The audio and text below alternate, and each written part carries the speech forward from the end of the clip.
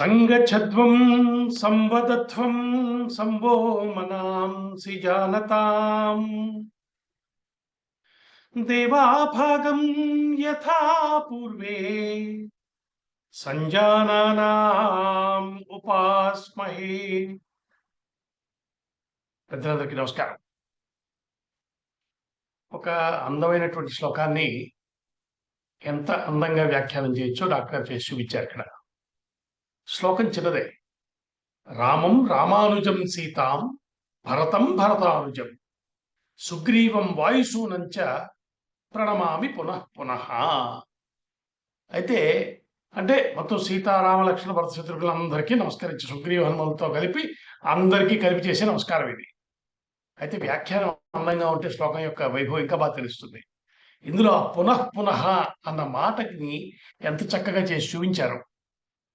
మనం అంటే భగవంతుడి మీద భక్తి అంటే ఏమిటో కూడా అందులో మంచి యథాయోగ్యం తదాకురు అని నమస్కరించుకోవటం, మనకేం కావాలో నిర్ణయించే బాధ్యత ఆయన మీదే వదిలేయటం, ఈ అర్థాన్ని శ్లోకంలో తీసి చూపించిన వైనం చాలా బాగుంది. ఇటువంటి అందమైన శ్లోకాన్ని వ్యాఖ్యానం చేసి అందించినందుకు వారికి కృతజ్ఞతలు అర్పిస్తూ దీని వివరణ మన గ్రూప్లో పోస్ట్ చేస్తాను. ఈరోజు వారిని వారి ప్రవచనాన్ని అనుగ్రహించవలసిందిగా కోరుతున్నాను.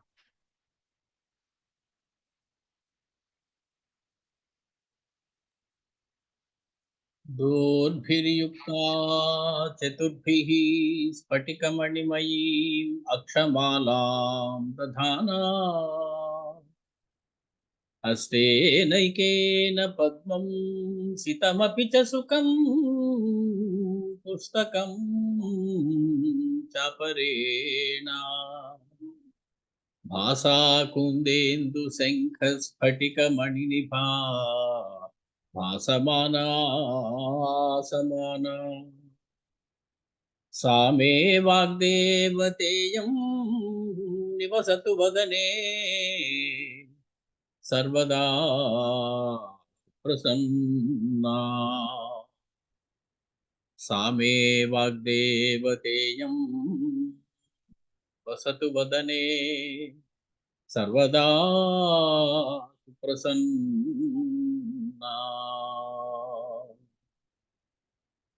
कूजन्तं राम रामेति मधुरं मधुराक्षरम् आरुह्य कविता शाखां वन्दे वाल्मीकि कोकिलम्. పెద్దలందరికీ నమస్కారం. ఏ సరస్వతి ఆయన నాలుక మీద నడయాడడం వల్ల మనకి 24,000 శ్లోకాల శ్రీమద్ వాల్మీకి కృత రామాయణంగా అందిందో, ఆ సరస్వతీదేవిని ఆ వాల్మీకి మహర్షికి కూడా నమస్కారాలు పెట్టుకొని, సరస్వతీదేవిని నమస్కరించుకొని వాల్మీకి మహర్షికి నమస్కారాలు పెట్టుకొని మనం ముందుకు వెళదాం. మనకి 117వ సర్గలో ఉన్న యుద్ధకాండ. సీతాదేవి అగ్ని ప్రవేశం చేసేసింది. ఆహాకారాలు వినపడుతూ ఉన్నాయి. గుడ్లలో నీరు కక్కుకుంటూ రామచంద్రమూర్తి నేల చూపులు చూస్తూ తల వంచుకొని ధ్యాన నిమగ్నులైపోయి ఉండిపోయారు. జరిగినది ఏదో అంతు పట్టక జనం అందరూ కంగారు పడుతూ ఉన్నప్పుడు దేవతలందరూ కూడా దిగిపోయారు. దిగిపోయి రామచంద్రుణ్ణి దిక్పాలులందరూ కూడా ముందు ప్రశ్నించారు. ఇదేమిటి రామ, ఇలా ప్రాకృతమైనటువంటి పురుషుల్లా ఉండిపోయావు, నువ్వు సీతమ్మ అలాగా అగ్నిలోకి వెళ్ళిపోతూ ఉంటే నువ్వు కనీసం ఆపలేదేమిటి అని చెప్పి, నువ్వు ఆపి ఉండవచ్చు కదా అని చెప్పి వాళ్ళందరూ అడగగానే రామచంద్రమూర్తి మనం అనుకున్నట్లు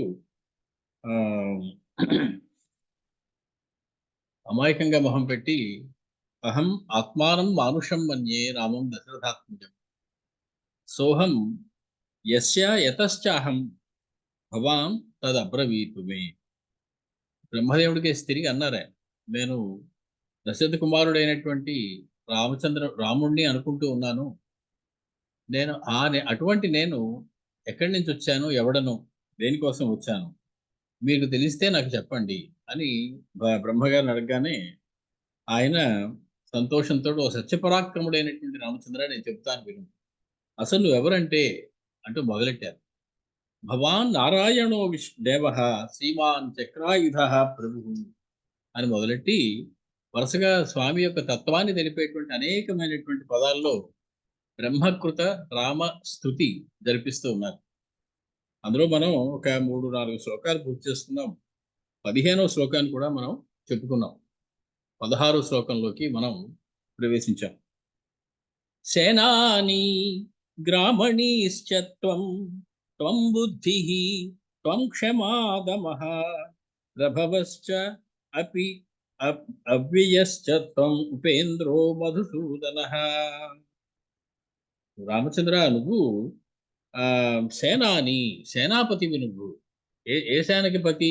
కపిసేనకి అంతటికి కాదు, సమస్తమైన సేనలకి ఆయనే పతి.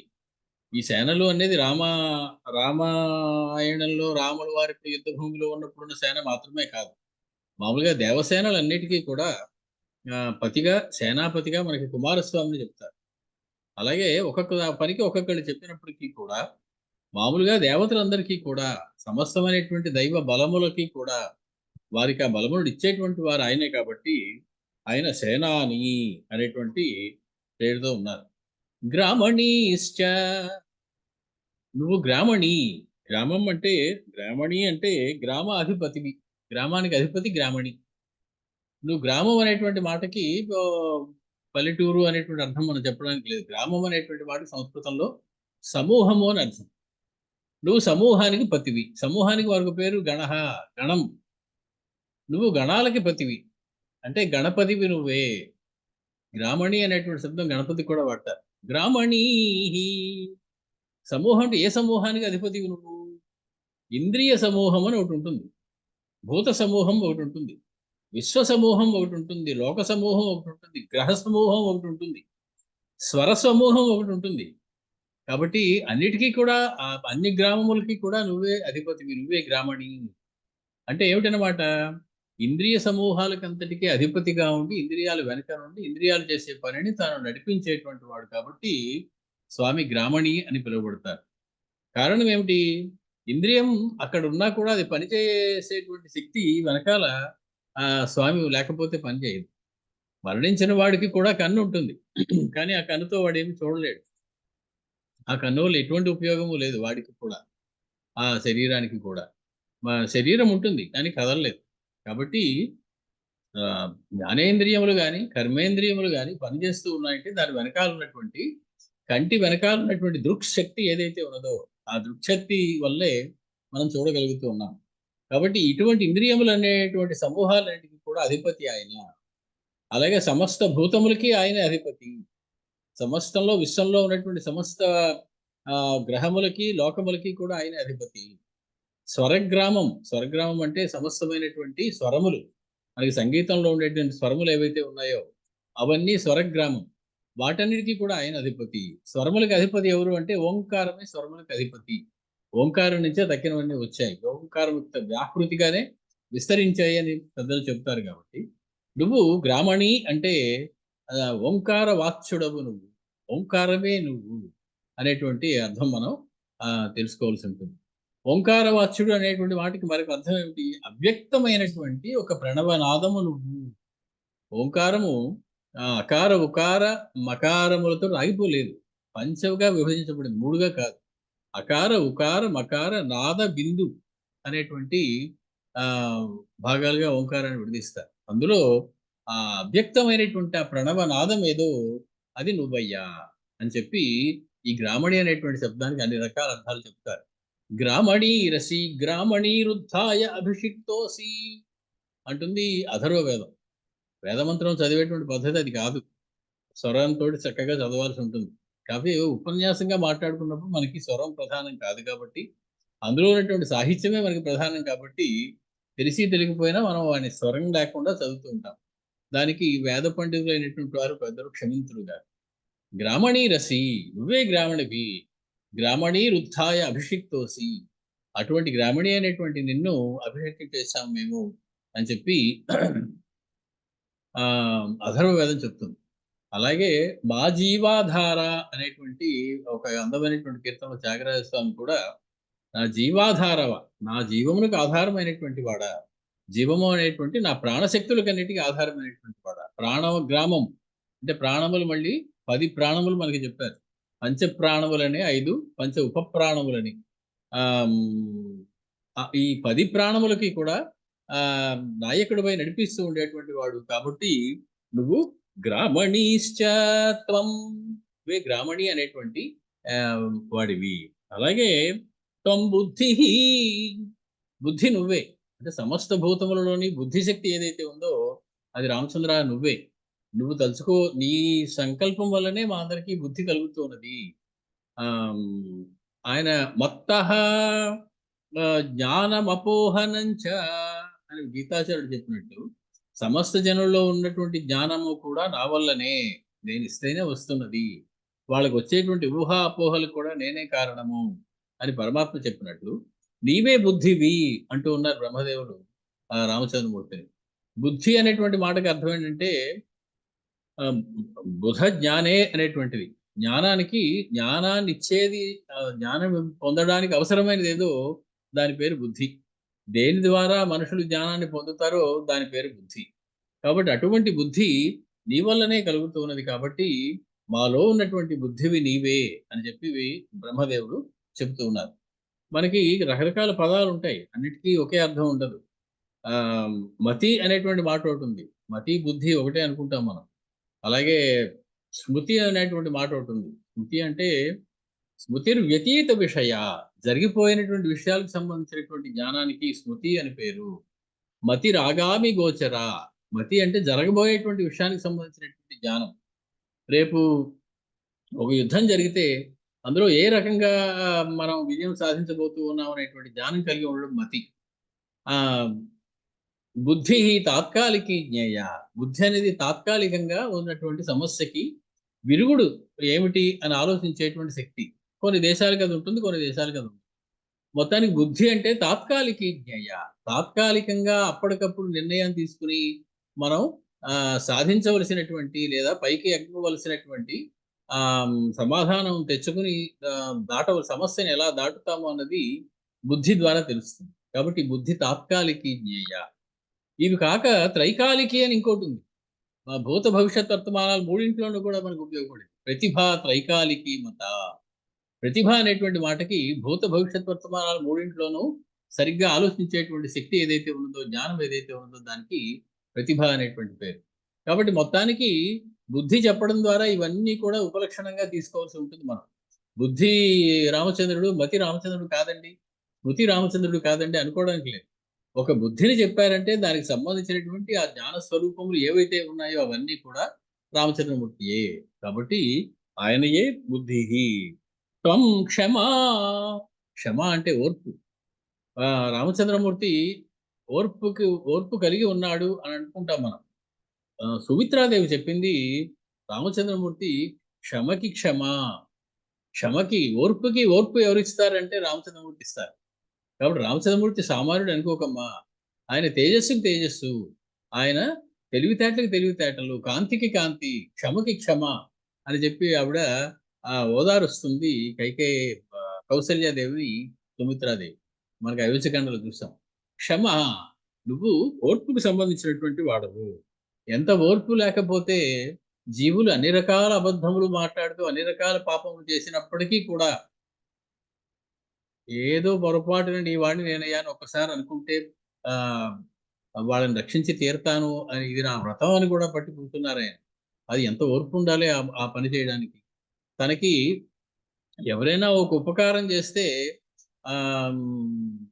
జీవితం అంతా మర్చిపోకుండా గుర్తుపెట్టుకునేటువంటి ఆయన నస్మరతి అపకారాణం శతమపి ఆత్మవత్తయా అంటారు మనకి అవిద్యకాండలు.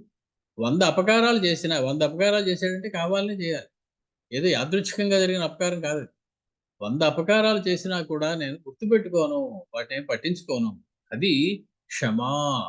అది గనక లేకపోయి ఉంటే ఈ జీవులందరూ ఏనాడో నానా బాధలు, నానా రకాలకి పోవలసిన వాళ్ళు. అది ఉండబట్టి స్వామి ఎంత చేసినా అపరాధ క్షమార్పణలు గనక కోరుకున్నట్లయితే ఆయన వెంటనే క్షమతోటి, ఓర్పుతోటి వాళ్ళందరినీ కూడా దగ్గరికి తీసుకుంటూ ఉంటారు.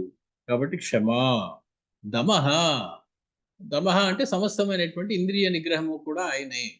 ఇంద్రియాలు పనిచేస్తున్నాడు, ఇంద్రియానికి అధిపతి అయినటువంటి వాడు ఆ ఇంద్రియ నిగ్రహానికి, ఆ శారీరకమైనటువంటి పటుత్వానికి కూడా ఆయనే కారణమవుతాడు. శమ అంటే ఇంద్రియాలకు సంబంధించింది, దమము అంటే శరీరానికి సంబంధించినది. కాబట్టి శారీరకమైనటువంటి మానసికమైనటువంటి నియంత్రణ జరుగుతున్నది అంటే పూర్తిగా ఆయన వల్లే. ప్రభవశ్చ ప్రభవ, నువ్వు ప్రభవ. ప్రభవ అంటే ప్రకృష్టమైనటువంటి భవము కలవాడు. భవము అంటే పుట్టుక. భూ సత్తాయాం అనేటువంటి ధాతువు నుంచి వచ్చింది భవ శబ్దం. కాబట్టి నువ్వు ప్రకృష్టమైనటువంటి పుట్టుక కలవాడవు, భవము కలవాడవు. కాబట్టి ప్రభవము అనేటువంటి మాటకి అసలు అర్థం సృష్టి అని అర్థం. నువ్వు సృష్టివి అంటే ఈ విశ్వమంతా నువ్వే. అప్యయశ్చ, అప్యయము అంటే ప్రళయం. ఈ సృష్టి నీవే, ఈ ప్రళయం కూడా నువ్వే. కాబట్టి ఓ రామచంద్ర, నువ్వు సేనానివి, గ్రామణివి, బుద్ధివి, క్షమవి, దమమువి కాకుండా ఈ సృష్టి, ఈ లయము రెండు కూడా నీ వల్లనే అవుతూ ఉన్నాయి. సృష్టి నువ్వే, ప్రళయం కూడా నువ్వే. కాబట్టి అటువంటి నువ్వు ఉపేంద్ర, నువ్వు ఉపేంద్రుడవు నువ్వే. రామచంద్రమూర్తి క్షమా, ఓర్పు అనేటువంటి మాటకి మరొకసారి చెప్పుకున్నాం. మహర్షి అనేక చోట్ల మనకి రామచంద్రుడి యొక్క గుణాలు చెప్తూ క్షమయా పృథివీ సమహ అనేటువంటి మాట వాడుతూ ఉంటారు. ఓర్పులో రామచంద్రమూర్తి భూమితో సమానము, పృథ్వీతో సమానము. పృథ్వీకి సర్వం సహా అనేటువంటి ఒక పేరుంది. సర్వం సహా అంటే ఏం చేసినా క్షమించేస్తుంది, రక్షించేస్తుంది, ఓర్పుగానే ఉంటుంది, కదలదు మెదలదు. తవ్వినా కదలదు, దాని లోపల ఉన్నటువంటి చమురు, నీరు మొదలైనవి ఎంత లాగేసినా కూడా ఏం పట్టించుకోదు. దాని మీద ఎన్ని రకాలైనటువంటి అశుద్ధాలు వేసినా ఏమి అనుకోదు, లోపలికి తీసుకుంటుంది హాయిగా.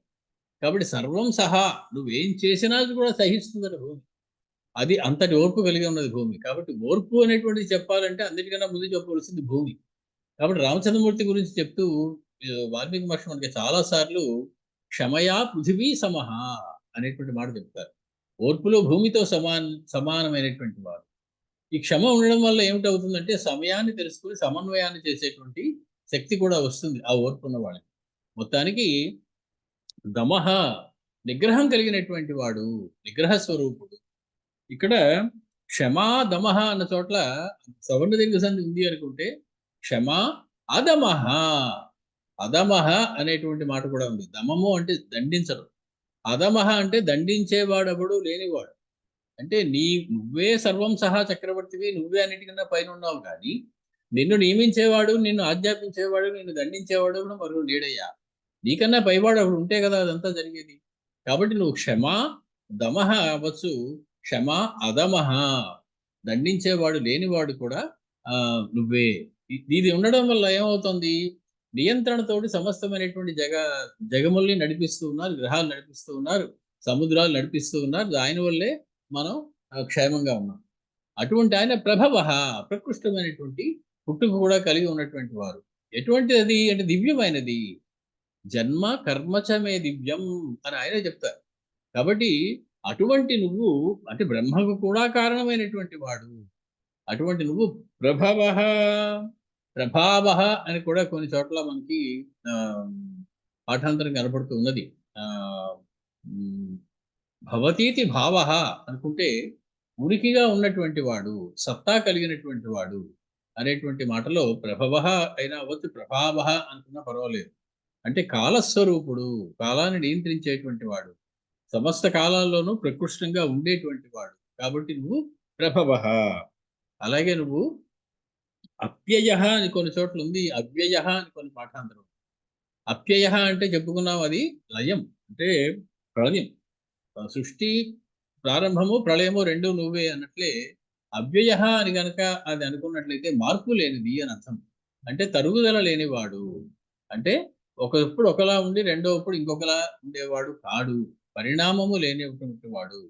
అటువంటి వాడు ఆయనకే, అందుకే ఆయనకి త్రిషు లింగేషు సర్వాసు చ విభక్తిషు వచనేషు చ సర్వేషు నవ్యేతి తదవ్యయం. లింగ వచన విభక్తులు ఏమీ లేనటువంటి దానికి అవ్యయము అని పేరు.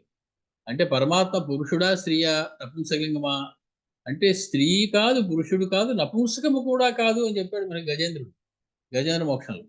కాబట్టి స్త్రీ పురుషుడు నపుంసకలింగము కానీ ఇంకోటి ఏముంది అసలు నాలుగవది, ఆ తురీయమైనటువంటిది ఏది ఉందో అది స్వామి. కాబట్టి ఆ తురీయమైనటువంటి వాడు అనేటువంటి చెప్పడంలో త్రిషులింగేషు సర్వాసు చ విభక్తిషు వచనేషు చ సర్వేషు ఎన్నవ్యేతి తదవ్యయం. ఎవరినైతే మనము కొలవలేమో, లెక్కించలేమో, అసలు ఏకవచనమా, ద్వివచనమా, బహువచనమా స్వామి అంటే మనం చెప్పలేం. వాటన్నిటికీ కూడా అతీతమైనటువంటి వారు. కాబట్టి ఆయన అవ్యయ అనేటువంటి పేరు మనం చెప్తూ ఉంటారు. అలాగే ఉపేంద్ర మధుసూదన అనేటువంటి మాట కూడా వాడారు. తం ఉపేంద్ర, నువ్వే ఉపేంద్రుడు.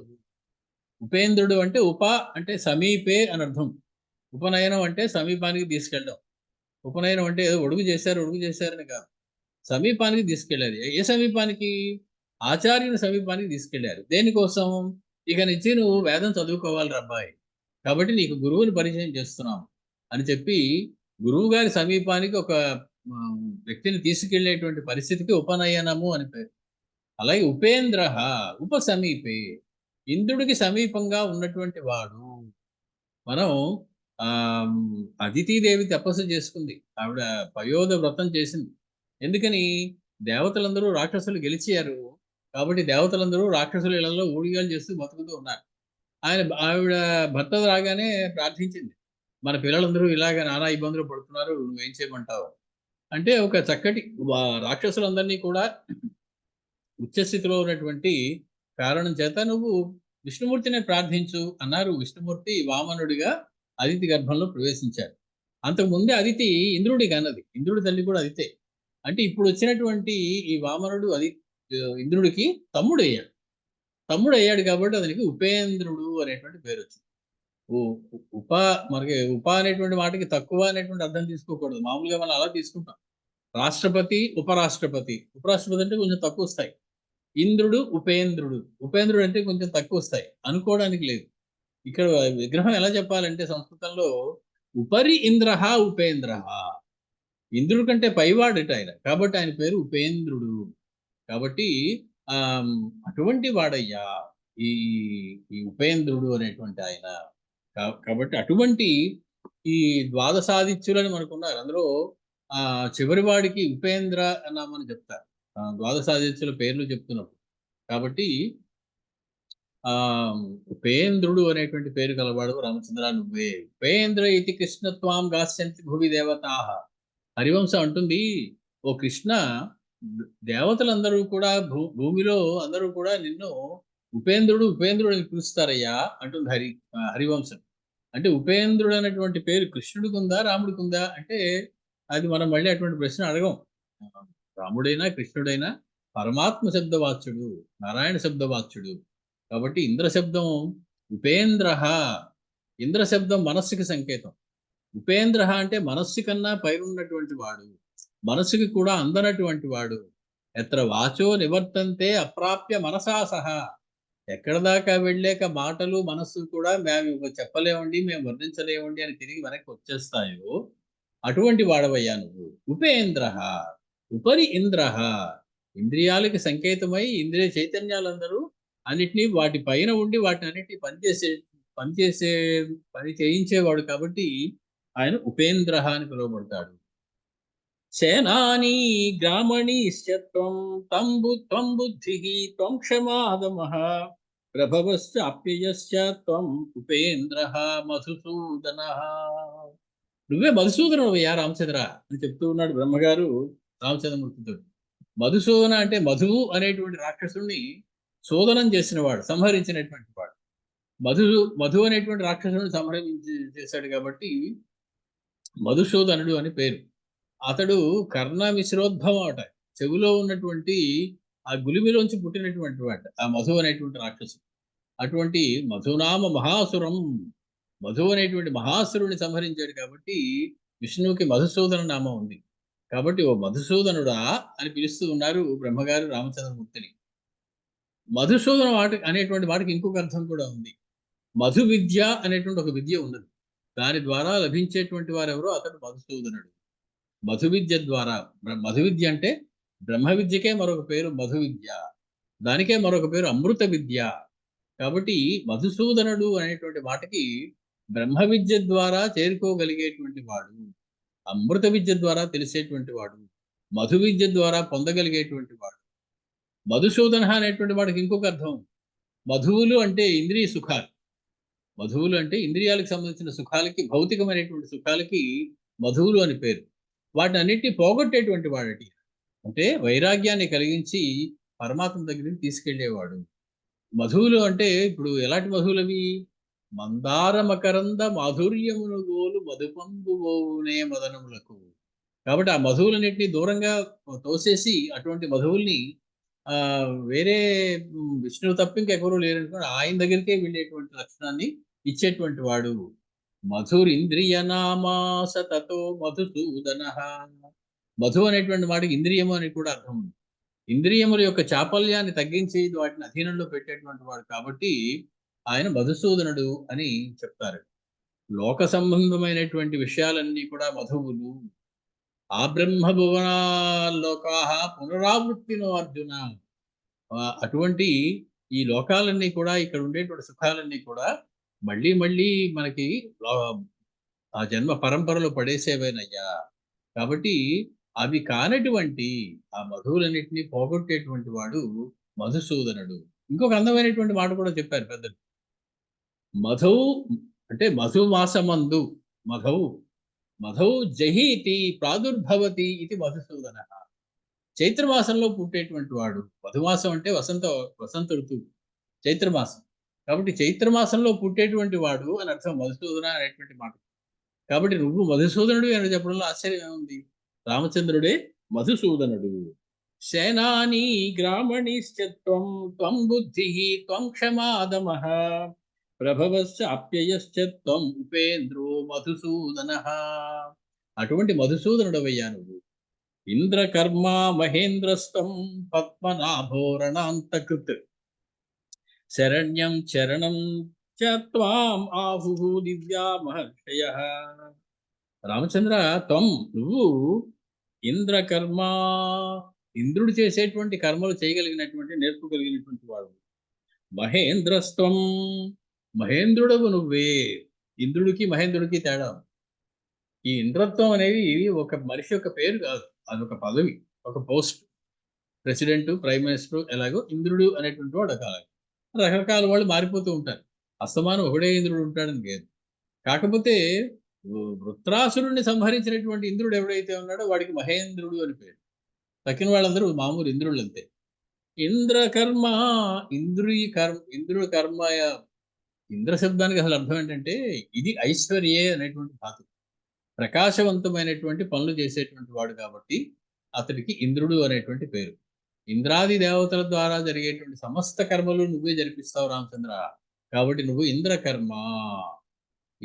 ఇది ఇంద్ర శబ్దం వల్ల ఇంద్రియాలు కూడా ఉపలక్షణం అవుతాయి. కాబట్టి అవి కూడా ప్రకాశించేవే ఇంద్రియాలన్నీ. ఎందువల్ల ప్రకాశిస్తున్నాయి? వెనకాల ఆయన ఉండడం వల్ల ప్రకాశిస్తున్నాయి. కాబట్టి ఇంద్రియాలని ప్రకాశించే జీవ చైతన్యం ఏదైతే ఉందో అది ఇంద్రుడు. ఆ కర్మ చేసేటువంటి వాడవు నువ్వు మహేంద్రస్త్వం, నువ్వే మహేంద్రుడు అయ్యా. ఏ రకంగా మహేంద్రుడివి? మహేంద్రుడు అంటే గొప్ప ఐశ్వర్యం కలవాడు అని అర్థం. వేదంలో ఇంద్రుడికి చాలా పెద్ద స్థానం ఇవ్వబడింది. మనం ఇంద్రుడు ఏదో అహల్యాజారుడని అతను ఏదో చిన్నగా చూడడానికి ప్రయత్నిస్తాం. కానీ ఇంద్రుడే పరమమైనటువంటి దైవము అనేటువంటి మంత్రాలు చాలా ఉన్నాయి. అసలు మొదట్లో తక్కిన దేవతలు అందరికన్నా ముందు ఎక్కువగా కీర్తించబడిన వాడు ఇంద్రుడి. కాబట్టి వేదపరంగా ఇంద్ర శబ్దం అర్థం ఏంటంటే పరమేశ్వరుడు అని అర్థం. కాబట్టి ఓ రామచంద్ర, నువ్వే పరమేశ్వరుడు. పరమేశ్వరుడివే కాదు, పరమ ఐశ్వర్యవంతుడు. ఇది పరమ ఐశ్వర్యే అనేటువంటి ధాతు. అంటే పరమాత్మ యొక్క ఐశ్వర్యం ఏమిటి? తన విభూతులతోటి విశ్వమంతా అణువణువున నిండిపోవడం ఆయన యొక్క ఐశ్వర్యం. ఇజ్జతే వా తేజోభిరితి ఇంద్ర, సర్వాధికమైనటువంటి తేజస్సుతో వెలిగిపోతూ ప్రకాశించేటువంటి వాడు అని అర్థం. సూర్యుడికి కూడా ఇంద్రహ అనేటువంటి మాట ఉంది. అది మనం ఆదిత్య హృదయం చెప్పుకున్నట్టు చూసాం. అంటే ఇంద్ర శబ్దం ద్వారా ఐశ్వర్యము, తేజస్సు కలిగినటువంటి వారు. అత్యంత తేజస్సు కలిగినటువంటి సూర్య కిరణాలు కొన్ని ఉన్నాయి, వాటికి ఇంద్రకిరణములు అని పేరు. తక్కిన కిరణాల కన్నా విలక్షణమైనటువంటి కిరణాలు. కాబట్టి మధ్యాహ్న సూర్యుడిగా వర్ణించబడినటువంటి ఆదిత్యమూర్తికి ఇంద్రుడు అని పేరు. కాబట్టి ఆ సమయంలో ఆయన నుంచి వచ్చేటువంటి కిరణాలకి ఇంద్రకిరణాలు అని పేరు. కాబట్టి ఇంద్రో భూత్వా తపతి దివం అంటుంది అధర్వం. అథర్వవేదం. అంటే ఇంద్రుడు అయ్యి నువ్వు భూతములన్నిటిని తప్పింపజేస్తూ ఉన్నావయ్యా నువ్వే అనేటువంటి అర్థం. మొత్తానికి ఇంద్రకర్మ, ఇంద్రకర్మలకి కారణం నువ్వే. ఇంద్రుడికి చేసే కర్మలన్నీ నీ వల్లే జరుగుతున్నాయి. మహేంద్రస్త్వం, నువ్వు మహేంద్రుడవు. పద్మనాభహారణాంతకృతు, నువ్వు పద్మనాభుడవు. పద్మనాభుడు అంటే పద్మం నాభి నుంచి కలవాడు, అంటే సాక్షాత్ నారాయణుడు నువ్వే. అది మొదటి శ్లోకంలోనే చెప్పేశారు. ఇప్పుడు మళ్ళీ చెప్పవలసిన అవసరం లేదు. భవాన్ నారాయణో దేవ, బ్రహ్మ మొదటి శ్లోకంలోనే భవాన్ నారాయణ అన్నారు. ఇప్పుడు ఆయనకి సంతృప్తి అవల. ఒకటి నారాయణ అంటే ఏం సరిపోతుంది? భవాన్ పద్మనాభ, నువ్వు పద్మనాభుడు. పద్మనాభుడు అంటే ఆ పద్మం అనేది, పద్మానికి నాభి అనేటువంటి ఉంటుంది. ఆ నాభి అనేటువంటి కేంద్రం. ఈ విశ్వం అంతా కూడా ఒక పద్మంగా తీసుకున్నట్లయితే అనంత విభూతులతో ఉన్నటువంటి ఆ అనాది అయినటువంటి పద్మం విశ్వం. దానిలో దానికి నాభి ఉనికికి మూలస్థానం అయినటువంటి వాడు విష్ణువు లేదా నారాయణుడు. ఆ నారాయణుడు నువ్వయ్యా. సూర్యుడు కూడా పద్మం అనేటువంటి పేరు. ఆశ్చర్యం. పద్మం అంటే వికసనశీలం కలది, అన్ని వైపులా తనని చూసేది, అన్ని వైపులకి వెళ్ళేది. కాబట్టి దాని యొక్క రెక్కలు ఏదో ఒక పక్క విచ్చుకోవడం కాదు, అన్ని వైపుల చుట్టూ కూడా అన్ని రెక్కలు విచ్చుకుంటాయి. కాబట్టి అది పద్మము. అటువంటి పద్మం సూర్యకిరణాలు కూడా పద్మపత్రాలలాగే వికసించి అన్ని చోట్లకి వెళ్తాయి. అటువంటి సూర్య తేజస్సు కారణమైన వాడు నువ్వు. ఆమ్, ఆ, ఆదిత్యగతం తేజ చంద్రమసి చాగ్నౌ తత్తేజో విద్ధి మామకం. సూర్యుడిలో ఉన్న తేజస్సు, చంద్రుడిలో ఉన్న తేజస్సు, అగ్నిలో ఉన్న తేజస్సు, దానికి నేనే కారణం. నా తేజస్సు వల్లే అవి ప్రకాశిస్తూ ఉన్నాయి అని తెలుసుకో అని చెప్పి మనకి గీతాచార్యుడు చెప్తూ ఉంటాడు. అటువంటి ఆ సర్వతోముఖమైనటువంటి ఆ వికసనశీలత్వానికి పద్మం అనేటువంటిది అర్థం. ఈ పద్మనాభుడిగా ఉండి మన ఇంద్రియాల్లో ఉన్న ప్రాణశక్తి విచ్చుకునేలా చేసేటువంటి ఆయన ఆ పద్మనాభుడు. ఎక్కడ ఉంటాడు ఆయన? హృద్దేశే అర్జున తిష్టతి, నీ హృదయంలో ఉంటాడు. ఎలా ఉంటాడు ఆయన? ముడుచుకున్నటువంటి పద్మం కిందకి వంగిపోయి ఉన్నటువంటి వంకరగా ఉన్నటువంటి పద్మంలా ఉంటాడట నీ హృదయంలో. అది కూడా ఆయన చెప్తారు. కాబట్టి అటువంటి పద్మానికి నాభిస్థానంలో, కేంద్ర స్థానంలో ఉన్నటువంటి వాడికి నువ్వు. బ్రహ్మాయం సర్వభూతాని యంత్రోరూఢాని మాయయా, అవి హృద్దేశే అర్జున తిష్టతి. భ్రామయన్ సర్వభూతాని, సమస్త భూతాన్ని తిప్పుతూ ఉన్నది ఏమిటి అంటే ఆ హృదయంలో ఉన్నటువంటి ఆ పద్మనాభ తేజస్సు, పద్మనాభ శక్తి ఏదైతే ఉన్నదో అది. అందుకే పద్మకోశం ప్రతీకాశం హృదయం చాప్యథోముఖం అని చెప్పి కిందకి వంగి ఉన్నటువంటి పద్మపు మొగ్గలా ఉంటారట పరమాత్మ హృదయంలో. హృదయంలో పద్మంలా ఉంటారు. అంటే హృదయం మన శరీరం మొత్తానికి కేంద్రమైనట్లే, నాభి అయినట్లే పరమాత్మ సృష్టి అంతటికీ కూడా కేంద్రం. ఆ కేంద్రం ఎక్కడి నుంచి పుట్టిందంటే విష్ణు యొక్క నాభిస్థానం నుంచి పుట్టింది. శ్రీమన్నారాయణుడు ఆ పాలసముద్రంలో ఆ ఆదిశేషు మీద పడుకుని ఉన్నప్పుడు ఆయన నాభి కమలం నుంచి ఉద్భవించిన వాడు బ్రహ్మదేవుడు. ఆయన అక్కడి నుంచి ఏం చేశాడు? వికసనశీలం చూపాడు. అంతర్బహిష్ట తత్సర్వం వ్యాప్య నారాయణ స్థిత, లోపల బయట కూడా ఆయనే వ్యాపించి ఉన్నారు ఆ నారాయణ.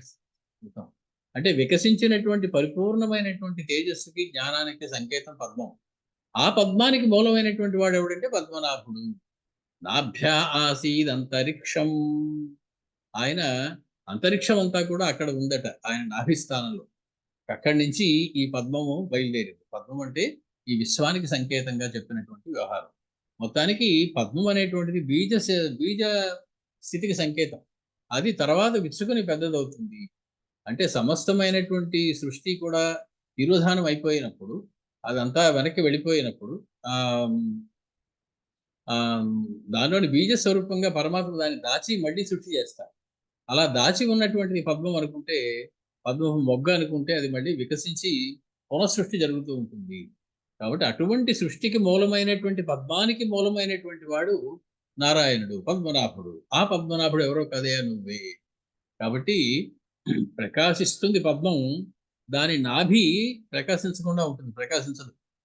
కానీ ప్రకాశించేదానికి తాను ప్రకాశించకుండా ప్రకాశాన్ని అందించేటువంటి వాడు అంటే నభాతీతి నభః నభయేవ నాభః. ప్రకాశము లేనిది నాభి, ఈ రెక్కలకి వాటికి ఉన్నటువంటి సువాసన కానీ ఆ ప్రకాశం కానీ నాభిస్థానానికి ఉండదు.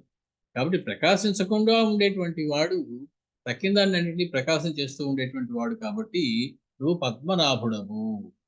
సూర్యోదయం సూర్యాస్తమయం ఇవి రెండు కూడా ఎక్కడ జరుగుతాయంటే నభంలో జరుగుతాయి. నభం అంటే ఆకాశం. నభయేవ నాభః. నభ అన్న నాభ అన్న ఒకటేనయ్యా అన్న. కాబట్టి పద్మశ్చ అసౌ నభశ్చ. ఈ సృష్టికి పూర్వం అవ్యక్తంగా నభస్వరూపంలో ఉండేటువంటి వాడు పద్మంగా సృష్టి పూర్వ రూపంలో వ్యక్తం అయితే అతడి పేరు పద్మనాభుడు. అటువంటి పద్మనాభుడు నువ్వే. అంతేకాదు రణాంతకృతు. నువ్వు రణాంతకృతు. రణం అంటే మనకు తెలుసు యుద్ధం. యుద్ధాన్ని పూర్తి చేసేవాడు నువ్వు. పూర్తి చేశాడు ఇప్పుడే. రావణాసుర సంహారం చేసేసి యుద్ధం పూర్తి అయింది అనిపించారు రామచంద్రమూర్తి. కానీ పూర్తి అవ్వదు యుద్ధం అనేది.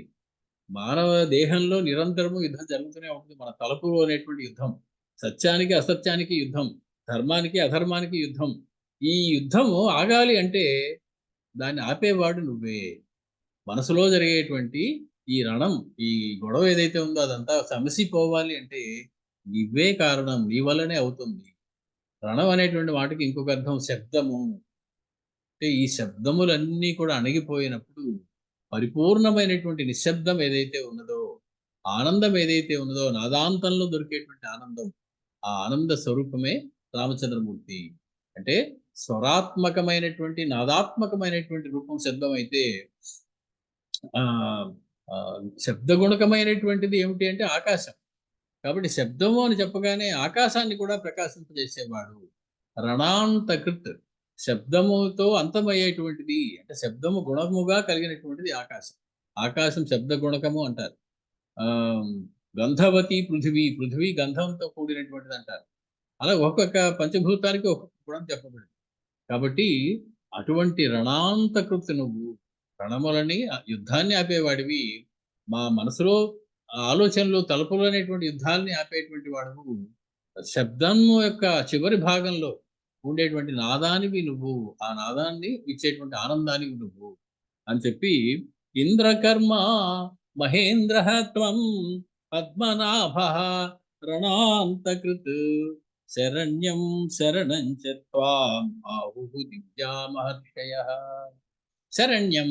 శరణ్యం అంటే శరణే సాధు శరణ్యం. శరణివ్వడానికి సామర్థ్యం కలిగిన వాడు అర్థం శరణ్య అంటే. నువ్వు శరణ్యుడవు. ఎవరికి? సర్వభూతములకి శరణ్యుడవు నువ్వే.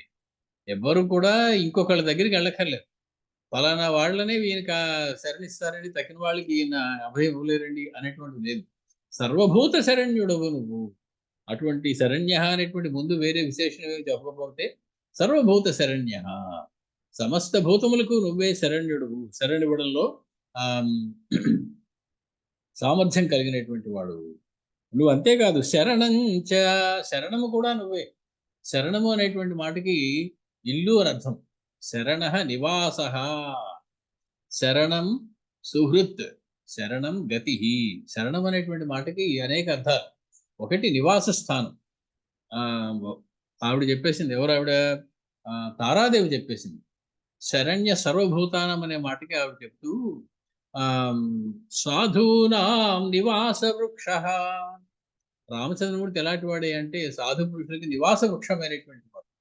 వృక్షం పళ్ళు ఇస్తుంది, పువ్వులు ఇస్తుంది, నీడ ఇస్తుంది, చల్లటి గాలి ఇస్తుంది, మంచి సుగంధాన్ని ఇస్తుంది. ఎవరికి ఏది కావాలంటే వాళ్ళకి పొందవచ్చు. అన్నీ కావాల్సిన వాళ్ళకి అన్నీ ఇస్తుంది. కాబట్టి నువ్వు రామచంద్రమూర్తి యొక్క లక్షణం ఆవిడ ఏం చెప్పింది? సాధూనాం నివాస వృక్ష. నివాస వృక్ష సాధూనాం. సాధువులందరికీ కూడా నివాస స్థానమైనటువంటి వారు. శరణ అనేటువంటి మాటకి ఇంకో అర్థం కూడా ఉంది. శీర్యతే హింస్యతే అనే శరణ అంటే ఒక ఆయుధం. సమస్తాన్ని కూడా శిక్షించేటువంటి ఆయుధం. అంటే నువ్వు నియమాలను ఏర్పాటు చేసి లోకం చక్కగా నడిచేలాగా చూస్తావు నువ్వు. కాబట్టి నువ్వు శరణుడవు, నివాస స్థానమైనటువంటి వాడు. శరణ శబ్దానికి సుహృత్ అని అర్థం. అంటే స్నేహితుడు. మనందరికీ ఎవరెవరో స్నేహితులు ఉన్నారు అనుకుంటాం. కానీ ఒక్క స్నేహితుడే ఉంటే చాలు, ఇంకెవరో అక్కర్లేదు. ఆ స్నేహితుడు ఎవరయ్యా అంటే రామచంద్రుడు. కాబట్టి నువ్వు శరణ. శరణం. నువ్వే శరణ అయినటువంటి వాడవు. శరణం అనేటువంటి వాటికి గతి అని అర్థం. సమస్త భూతములకు జీవులకు కూడా గతి అయినటువంటి వాడవు నువ్వు. కాబట్టి నువ్వు శరణ్యుడవు. శరణ్యం శరణంచ అని చెప్పి నిన్ను మహర్షులందరూ కూడా కీర్తిస్తూ ఉంటారు రామచంద్ర అన్నారు బ్రహ్మగారు. సహస్ర శృంగో వేదాత్మా శతశీర్షో మహర్షభ త్వం త్రయాణం హి లోకానాం ఆదికర్తా స్వయం ప్రభు సిద్ధానామపి సాధ్యానాం ఆశ్రయశ్చాపి పూర్వజః. రామచంద్ర, నువ్వు సహస్ర శృంగ వేదాత్మా శతశీర్ష మహర్షభ. నువ్వు సహస్ర శృంగ వేదాత్మ, 1000 శృంగములు లేదా శిరస్సులు లేదా శాఖలు కలిగినటువంటి ఆ శతశీర్ష 100 తలలు కలిగినటువంటి ఆ మహర్షభ గొప్ప గొప్ప పనులు చేసేటువంటి వేదాత్మ, వేద స్వరూపుడు. అంటే ఇక్కడ 1000 శాఖలు కలిగినటువంటి వేద స్వరూపుడు నువ్వే. అంటే అనంత శాఖలుగా విస్తరించినటువంటి వేదం ఏదైతే ఉన్నదో అది సాక్షాత్తు నీ రూపమే రామచంద్ర. నువ్వే ఆ వేదమై వచ్చినావు. వేదానికి నీకు అభేదం. వేదమే పరమాత్మ స్వరూపం. కాబట్టి నువ్వు సహస్ర శృంగ, 1000 శాఖలు కలిగినటువంటి అనంతమైనటువంటి శాఖలు కలిగి. 1000 అనేటువంటి మాటకి 999 తర్వాత వచ్చేది కాదు. మనం చాలాసార్లు చెప్పుకున్నాం. శతం సహస్రం అనంతం. శతమన్నా సహస్రమన్నా అనంతవాచకములైనటువంటి పదములు. కాబట్టి నువ్వు సహస్ర శృంగ, 1000 కొమ్ములు ఉన్నటువంటి వాడు, 1000 శాఖలు ఉన్నటువంటి వాడు, అటువంటి వేదాత్మవు నువ్వు. అటువంటి నువ్వు శతశీర్ష, 100 శీర్షములు కలిగినటువంటి వాడువు. కాబట్టి అనేకమైనటువంటి శాఖలు కలిగినటువంటి, అనేకమైనటువంటి మంత్రములు కలిగినటువంటి, శీర్షములు అంటే మంత్రములు, విధివాక్యములు, అవన్నీ కలిగినటువంటివి మహర్షభ, గొప్ప గొప్ప కర్మలు చేసేటువంటి వేదాత్మవు నువ్వు. విద్ విచారణే, విద్ జ్ఞానే. వేదం అనేటువంటి మాటకి జ్ఞానము అని అర్థం. కాబట్టి సర్వం వేత్తి సర్వత్ర విద్యతే ఇది వేద. అంతా కూడా తెలిసినటువంటిది, అంతా కూడా చెప్పేటువంటిది, దాని పేరు వేదం. ఎన్ని ఉంటుంది, ఎంతలా ఉంటుంది వేదం అంటే అనంతావై వేదాహ. వేదములు అనంతములయ్యా. ఏదో ఋగ్యజుస్సామ అథర్వ వేదంలో 4 అనుకుంటాం, లేదా ఋగ్యజుస్సామంలో త్రయి అని 3 వేదములు అనుకుంటాం. కాదయ్యా, అనంతావై వేద. వేదములు అనంతములు. అందులో మనకి దొరికినవి ఇంత, అందులో మనకి మిగిలినవి ఇంత, అందులో మనం చదువుతున్నది ఇంత. అది అది చదవడానికి 12 ఏళ్ళు, 15 ఏళ్ళు, 18 ఏళ్ళు, 20 ఏళ్ళు పట్టేస్తుంది. అటువంటిది వేదం.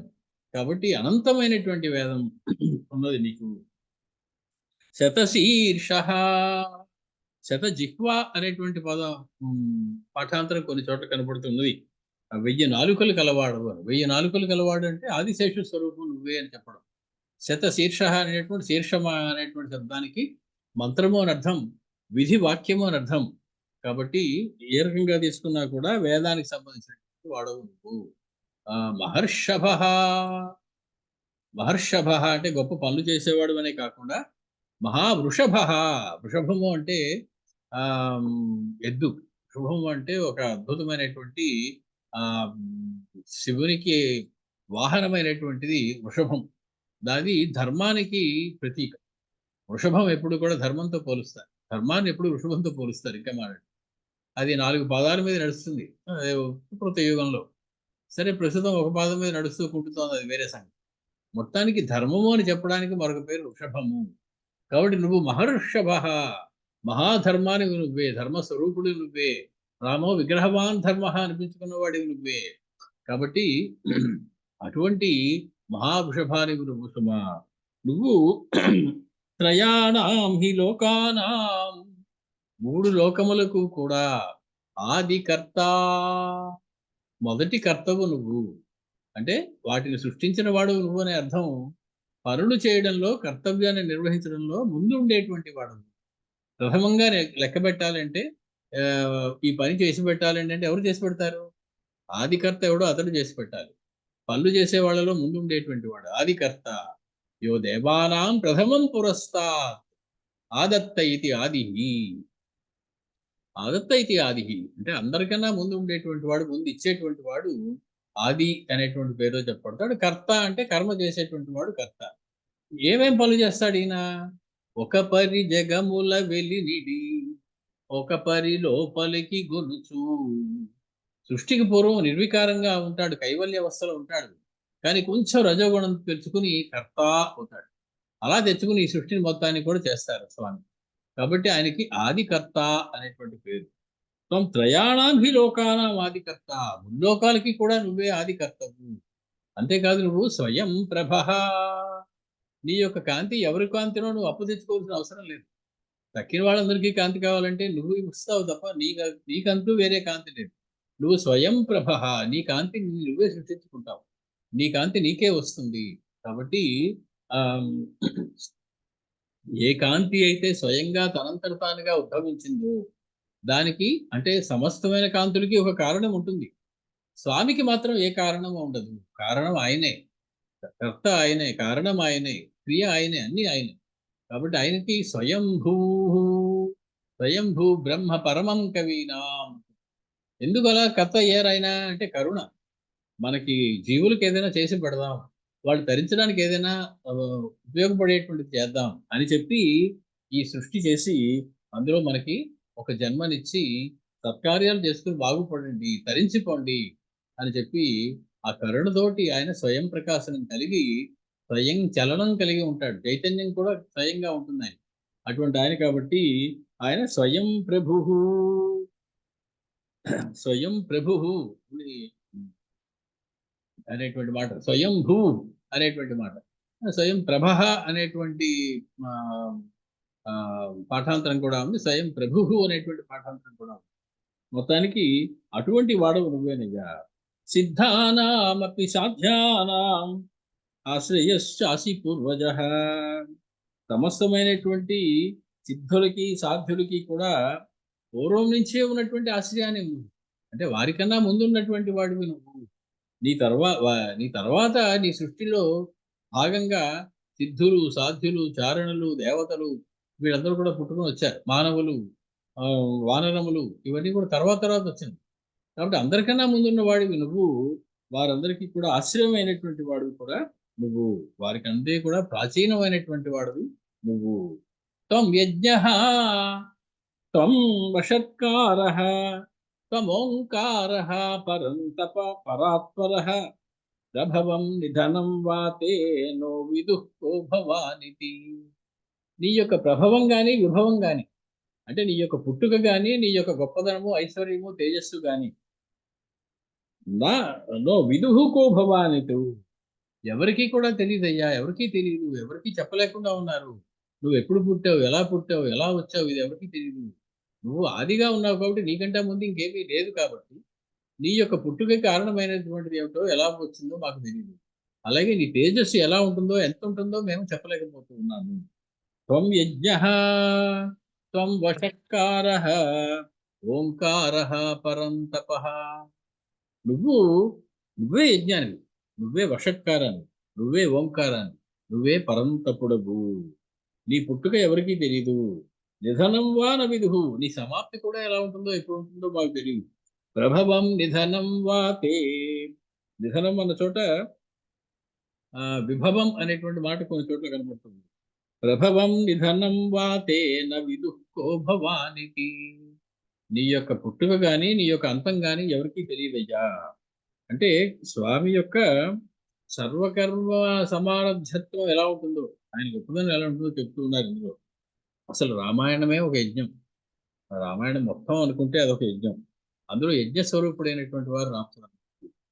రామాయణం ఆ ఆ, యజ్ఞాన్ని ఆధారంగా చేసుకుని వచ్చినటువంటి వ్యవహారం మొత్తం రామాయణం. రామచంద్రమూర్తి యజ్ఞ రక్షణ చేస్తారు. ఆయనే యజ్ఞ స్వరూపుడు, యజ్ఞ ఫలితాన్ని కూడా ఇచ్చేటువంటి వారు ఆయనే. ఆయన అందుకే చెప్తూ ఉన్నారు, త్వం యజ్ఞ. రామచంద్ర నువ్వే యజ్ఞమయ్యా. యజ్ఞానికి కావలసినటువంటి వషట్కారం, ఓంకారం, ఇటువంటివి ఏవైతే ఉన్నాయో అవి కూడా నువ్వే. త్వం ఓంకారః త్వం వషట్కారః. యజ్ఞం చేయాలంటే ఏం కావాలి? అన్నిటికన్నా ముందు జితేంద్రియత్వం కావాలి. కాబట్టి త్వం పరంతపః. శత్రుంజయుడు నువ్వు, అంటే ఇంద్రియ నిగ్రహం కలిగి ఇంద్రియాన్ని జయించినటువంటి వాడవు నువ్వు. శత్రువులు అంటే అరిషడ్ వర్గమే అన్నిటికన్నా పెద్ద శత్రువు. కాబట్టి అరిషడ్ వర్గాన్ని జయించినటువంటి వాడే అసలైనటువంటి పరంతపుడు. ఇంద్రియ నిగ్రహం కలిగి జితేంద్రియుడు అనేటువంటి పేరుతో పిలువబడతాడు. కాబట్టి నువ్వే పరంతపుడవు, బాహ్య అంతఃశత్రువులు రెండింటికి కూడా శిక్షించేటువంటి వాడు. ఈ యజ్ఞం అంటే ఏమిటి? యజ్ఞము అనేటువంటి మాటకి సమానమైనటువంటి పదం సృష్టిలో ఇంకా ఏ భాషలోనూ లేదు. అంటే ఆశ్చర్యం మనకి. సృష్టిలో మీరు ఏ భాషను తీసుకోండి, ఎన్ని వందల భాషలు ఉన్నాయి ప్రపంచంలో. ఏ భాషలో కూడా యజ్ఞం అనగా అని ఒక పదంలో చెప్పమంటే వాళ్ళు చెప్పలేరు. వాళ్ళు ఏదో పెద్దగా ఒక పేరా, 2 పేరాలు రాస్తే ఓహో! ఇదా యజ్ఞం అని వాళ్ళకప్పుడు అర్థం అవుతుంది. యజ్ఞం అంటే ఏమిటయ్యా అంటే యజ్ఞో వై విష్ణుః. విష్ణువుకి మరొక పేరే యజ్ఞము. యజ్ఞం అంటే విష్ణువు. యజ్ఞములన్నీ కూడా నారాయణ స్వరూపములు. ఆయా నారాయణుడు యజ్ఞ స్వరూపుడు. కాబట్టి అటువంటి యజ్ఞానికి నువ్వు అంటే ఏమిటనమాట యజ్ఞం అనేది ఒక ఉదారమైనటువంటి మానసిక స్థితి ఉన్నప్పుడు లోక కళ్యాణ కాంక్షతోటి ఆధ్యాత్మిక చింతనతోటి చేసేటువంటి ఆధ్యాత్మిక చింతనాపరుడైనటువంటి వాడు చేసేటువంటి ఒక క్రియకి యజ్ఞం అనేటువంటి పేరు. యజ్ అనేటువంటి ధాతువుకి 3 అర్థాలు ఉన్నాయి. ఒకటి యజ యజ్జ దేవ పూజనే. యజ్ఞం అంటే దేవుడిని పూజించడం. దేవుడికి చేసే పూజకి యజ్ఞం అని పేరు. అంతేకాదు యజ్ఞం సంగతికరణే, ఒకదాన్ని ఒకదానితో కలపడానికి యజ్ఞం అని పేరట. అంటే ఇజ్జతే కర్మఫలేన సంగమయతి. జీవుడికి వాడి కర్మ ఫలంతోటి సంగమం చేసేటువంటిది యజ్ఞము అనేటువంటిది. అలాగే మరొకటి యజ్ఞాన్ని ఆహ్, అగ్నిలో హవిస్సులు వేయడం అనేటువంటి పదానికి కూడా యజ్ఞం అనేటువంటి పేరు. హవిః దీయతే యత్ర సహ యజ్ఞః. ఎక్కడైతే దేవపూజ జరుగుతుందో, ఎక్కడైతే మన కర్మ బంధాలన్నీ తెగిపోయి సరైనటువంటి కర్మ మార్గంలోకి వెళ్ళి కర్మ ఫలితాన్ని అనుభవించేటువంటి స్థితి ఉంటుందో, ఎక్కడైతే అగ్నిహోత్రంలో ఆహుతులు వేయబడతాయో, దానికి యజ్ఞం అని పేరు. అందుకే కాత్యాయన గ్రంథ సూత్రం అథ యజ్ఞం వ్యాఖ్యాస్యామః అంటూ యజ్ఞం గురించి అనేకమైనటువంటి విషయాలు చెప్తుంది. మరి సులువుగా అర్థం చేసుకోవాలంటే యజ్ఞం అనేటువంటిది దేవతానుద్దిశ్య ద్రవ్యత్యాగ యజ్ఞ. దేవతలను ఉద్దించి మన ధనాన్ని త్యాగం చేసేయడానికే యజ్ఞం అని పేరు. అంటే యజ్ఞం అంటే బోళ్ళంత నెయ్యి కొనాలి, బోళ్ళన్ని సమిధలు కావాలి, బోళ్ళమంతమంది ఋత్వికులు కావాలి, వాళ్ళకి బోళ్ళంత దక్షిణ ఇవ్వాలి. అంటే మన ద్రవ్యాన్ని పరమాత్మ కోసం త్యాగం చేసేటువంటి క్రియకి యజ్ఞం అని పేరు. కాబట్టి యజ్ఞం ద్వారా వస్తు త్యాగం జరుగుతుంది. కాబట్టి పరమాత్మని దృష్టిలో పెట్టుకొని పరమాత్మను ఉద్దేశించి చేసేటువంటి ద్రవ్య త్యాగానికి యజ్ఞం అని పేరు. దీనికి ద్రవ్య యజ్ఞం అంటారు దీన్ని. అది కాకుండా ఇంకా రకరకాల యజ్ఞాలు ఉన్నాయి. జ్ఞాన యజ్ఞం, రామాయణ ప్రవచన యజ్ఞం, ఇలాంటివి మనం రకరకాల పేర్లు వింటూ ఉంటాం. యజ్ఞం అంటే కేవలము ఏదో అక్కడ అగ్నిహోత్రాన్ని వెలిగించి అందులో ఆహుతి కూడా ఒకటే యజ్ఞం కాదు. రకరకాల యజ్ఞాలు ఉంటాయి. ఇప్పుడు మనం మాట్లాడుతున్నది ద్రవ్య యజ్ఞం. ఈ యజ్ఞం ముందొచ్చిందా? జనం అందరూ మనం అందరం ముందు తర్వాత వచ్చా ఎవరు ముందొచ్చారు? మనుషులు వచ్చాక యజ్ఞం వచ్చిందా? యజ్ఞం వచ్చాక మనుషులు వచ్చారా? అంటే ఆహ్, పరమాత్మ యజ్ఞాన్ని, సృష్టిని ఒకే కాలంలో చేశారు. అదొక ఆశ్చర్యం. సహ యజ్ఞా ప్రజా సృష్ట్వా పురోవాచ ప్రజాపతిః. జీవులతో పాటే యజ్ఞాన్ని కూడా సృష్టించాట పరమాత్మ. సృష్టించి ఏం చెప్పారాయన? అనేన ప్రసవిష్యధ్వం ఏషవోసు ఇష్టకామధృక్. నువ్వు ఏషః వహ అస్తు ఇష్టకామధుక్. నువ్వు నీకు ఇష్టమైనటువంటి కామములన్నిటిని పిండుకో, లాక్కో, తెచ్చుకో ఈ యజ్ఞము ద్వారా. ఇదే నీకు సమస్త సృష్టి కూడా ఉన్నటువంటి సమస్త సృష్టి కూడా యజ్ఞం కోసమే సృష్టించబడింది అనేటువంటి మాట కూడా ఉంది. యజ్ఞ నిష్పత్తయే సర్వమేతత్ బ్రహ్మాచకార. యజ్ఞం కోసమే సమస్త సృష్టి బ్రహ్మగారు చేశారు. అయం యజ్ఞ భువనస్య నాభిః. ఈ సృష్టి ఇంకా ఇలా జరుగుతోంది, నిలుస్తోంది, తిరుగుతోంది అంటే దానికి మూల కారణమైనటువంటి యజ్ఞమే. యజ్ఞాలు లేకపోతే గనక పర్జన్యుడు వానలు కురవు, వానలు కురవకపోతే పంటలు పండదు, పంటలు పండకపోతే జనం మరణిస్తారు. కాబట్టి యజ్ఞమే అన్నిటికీ మూలమైనటువంటిదయ్యా. కాబట్టి యజ్ఞానికి కావాల్సినటువంటి అంగాలు కొన్ని ఉంటాయి. అందులో ఏమిటి? ఒకటి దేవత. ఏ దేవతను ఉద్దేశించి మనం యజ్ఞం చేస్తున్నామో ఆ దేవత మనకి కావాలి. మంత్రం కావాలి, అగ్నిహోత్రం కావాలి, హోత కావాలి, యజమాని కావాలి. హోత అంటే యజ్ఞం చేయించేవాడు, యజమాని అంటే యజ్ఞం చేసేటువంటి వాడు. మొత్తానికి ఈ చేయించేవాళ్ళు మళ్ళీ 4 రకాలుగా చెప్పబడతారు యజ్ఞంలో. 1 హోత, 2 ఉద్గాత, 3 అధ్వర్యుడు, 4 బ్రహ్మ. ఈ ఈ ఈ వీళ్ళందరూ కూడా యజ్ఞానికి సంబంధించినటువంటి మంత్రాలు రకరకాలుగా చేయబడతారు. ఎన్ని ఉన్నాయి యజ్ఞాలంటే 21 రకాల యజ్ఞాలు మనకి ఆ శాస్త్రం చెప్తోంది. అందులో సోమయజ్ఞాలు అనేటువంటివి, పాక యజ్ఞాలు అనేటువంటివి, ఆమ్, రకరకాలుగా వాటి యొక్క నిర్మాణం అది ఉంటుంది. మొత్తానికి వాటిలో అగ్నిహోత్రం వెలిగించడం, అందులో ఆహుతులు వేయడం చేసినప్పటికీ కూడా ఆ అగ్నిహోత్రంలో మళ్ళీ 5 రకాల అగ్నులు చెప్పబడ్డాయి. గార్హపత్యాగ్ని, ఆహవనీయాగ్ని, దక్షిణాగ్ని, స్మార్తాగ్ని, సభాగ్ని అని చెప్పి, సభ్యాగ్ని అని చెప్పి, ఇలా రకరకాలుగా శ్రౌత స్మార్త ఔపాసనాగ్ని మరొక 3 అగ్నులు కూడా మనకి వివరించి చెప్పింది. దేవతా ప్రీతిగా చేసేటువంటి ద్రవ్య త్యాగానికి యజ్ఞం అని పేరు మొత్తానికి. ఎందుకని ఈ యజ్ఞం చేయాల్సి వస్తుంది అంటే, దేవతలకు ఏదైనా మనం ఇవ్వాలి అండి అంటే మన దేవత రుణం తీర్చుకోవాలి కదా. పుట్టుకతోటి కొన్ని రుణాలతో పుడతాం. ఆ రుణాల్లో ముఖ్యమైనటువంటిది ఒకటి దేవ రుణం. ఆ దేవతలు మనకు అనుగ్రహించారు కాబట్టి ఈ జన్మ వచ్చింది, ఈ ఆకారం వచ్చింది, ఈ మాత్రం ఇవాళ హాయిగా ఉండగలుగుతున్నాం. కాబట్టి కృతజ్ఞత చూపించకపోతే కనుక మనకి దోషం వస్తుంది. కాబట్టి దేవతలకు కృతజ్ఞత చూపించే పద్ధతి యజ్ఞం చేయడం అనేది. అందులో అగ్నిముఖావై దేవాహ. కాబట్టి దేవతలకు ఏదైనా ఇవ్వాలంటే వాళ్ళు వచ్చి తిన్నగా తీసుకోరు. అగ్నిలో వేస్తే అగ్నిదేవుడు వెళ్ళి వాళ్ళకి పట్టుకెళ్ళి ఇస్తారు. అగ్ని దేవతానాం ముఖం. దేవతలకి ముఖస్థానం, నోరు స్థానం ఏదే అంటే అగ్నిదేవుడు. కాబట్టి అగ్నిదేవుళ్ళు వేసినట్లయితే అది ఆ ఆ దేవతకి చెందుతుంది. కాబట్టి పంచమహాయజ్ఞాలని 5 యజ్ఞాలు కూడా మనకు చెప్తారు. ఒకటి దేవయజ్ఞం, 2 పితృయజ్ఞం, 3 అంటే పితృదేవతలు కూడా మనం రుణపడి ఉంటాం. భూత యజ్ఞం, చుట్టుపక్కల ఉన్నటువంటి సమస్త భూతములకి, ఆవుకి కొంచెం గడ్డి పెట్టడం అది భూత యజ్ఞం. కుక్కకి కొంచెం అన్నం పెట్టడం అదొక భూత యజ్ఞం. ఇలాగ రకరకాలుగా ఉంటాయి. మనుష్య యజ్ఞం, బ్రహ్మయజ్ఞం, ఇలా రకరకాలైనటువంటి యజ్ఞాలు ఉంటాయి. మొత్తానికి వేద సంస్కృతి అంతా యజ్ఞ సంస్కృతి. రామాయణం అంతా యజ్ఞం మీద ఆధారపడినటువంటి అద్భుతం. ఆ రామాయణంలో ఉన్నటువంటి రామచంద్రమూర్తి ఎవరైతే ఉన్నారో ఆయనయే యజ్ఞ స్వరూపుడు. యజ్ఞో వై విష్ణు, యజ్ఞమే విష్ణువు. కాబట్టి ఈ రకరకాల యజ్ఞాలు ఉన్నాయని చెప్తున్నా. ఒకటి ద్రవ్యయజ్ఞం, ద్రవ్యంతో చేసేది. 2 ఉపాసనా యజ్ఞం, 3 యోగ యజ్ఞం, 4 స్వాధ్యాయ యజ్ఞం, తపో యజ్ఞం, జ్ఞాన యజ్ఞం, ఇలా రకరకాలుగా ఉంటాయి. మళ్ళీ ఇందులో సాత్విక, రాజస, తామసికమైనటువంటి యజ్ఞాలు ఉంటాయి. తామసిక యజ్ఞాలు కొన్ని అవతల వారికి హింస కలిగించడం కోసం, అవతల వారి పాడైపోవడం కోసం చేసేటువంటి ఉంటాయి. అవి కూడా అవసరమే. ఒక దేశం మీద మనం దండయాత్రకు వెళ్ళేటప్పుడు కొన్ని రకాల యజ్ఞాలతో అవతల దేశం యొక్క శక్తి తగ్గిపోయేలా చేసేటువంటి మంత్రాలు ఉంటాయి. కాబట్టి వేదం అన్నిటికీ మనకి ఇచ్చింది. ఏ చిన్న పని కావాల్సిన వేదంతోనూ వేద మంత్రాలతోనూ సాధించుకోవచ్చు అని చెప్పింది. పంట బాగా పండాలంటే వేద మంత్రాలు ఉన్నాయి. పండిన పంటని ఎలకలు తినకుండా ఉండాలంటే వేద మంత్రాలు ఉన్నాయి. ఇది చాలా ఆశ్చర్యకరమైనటువంటి విషయం. మన పరిపూర్ణమైనటువంటి సుఖానికి సంబంధించినటువంటివి ఏమేం కావాలో అవన్నీ కూడా వేదం మనకి అందజేసింది. వాటిని యజ్ఞ స్వరూపంలో మనం వినియోగించుకుని ఫలితాన్ని పొందుతూ ఉంటాం. యజ్ఞము అంటే మరొక మాట పరమాత్మ కోసం చేసే వస్తు త్యాగం అని చెప్తాం. ఈ యజ్ఞం వల్లే ఆ సమస్తమైనటువంటి భూతములు పుడతాయి. ఈ యజ్ఞము ఆయనే, యజ్ఞ సామగ్రి ఆయనే, యజ్ఞ క్రియ ఆయనే, యజ్ఞం చేసేవాడు ఆయనే, యజ్ఞ భోక్త ఆయనే, యజ్ఞ ఫల ప్రదాత ఆయనే. అటువంటి యజ్ఞం. ఇటువంటి యజ్ఞంలో 5 రకాలైనటువంటి శబ్దాలు మనకు వినపడతాయి. అందులో మొదటగా వినపడేటువంటి శబ్దం ఆ ఈయన అంటున్నారు, ఆ త్వం యజ్ఞః త్వం వషట్కారః త్వమోంకారః పరం తపః పరాత్పరః.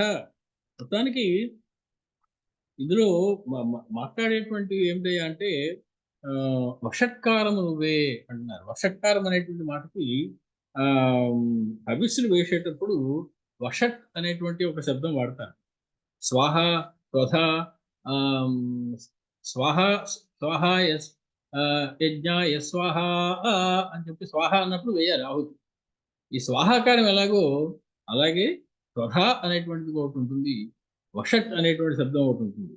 ఇది కూడా పరమేశ్వర వాచకమైనటువంటి దేవతలకి హవిస్సులు సమర్పించేటప్పుడు చేసేటువంటిది ఈ వషట్కారం.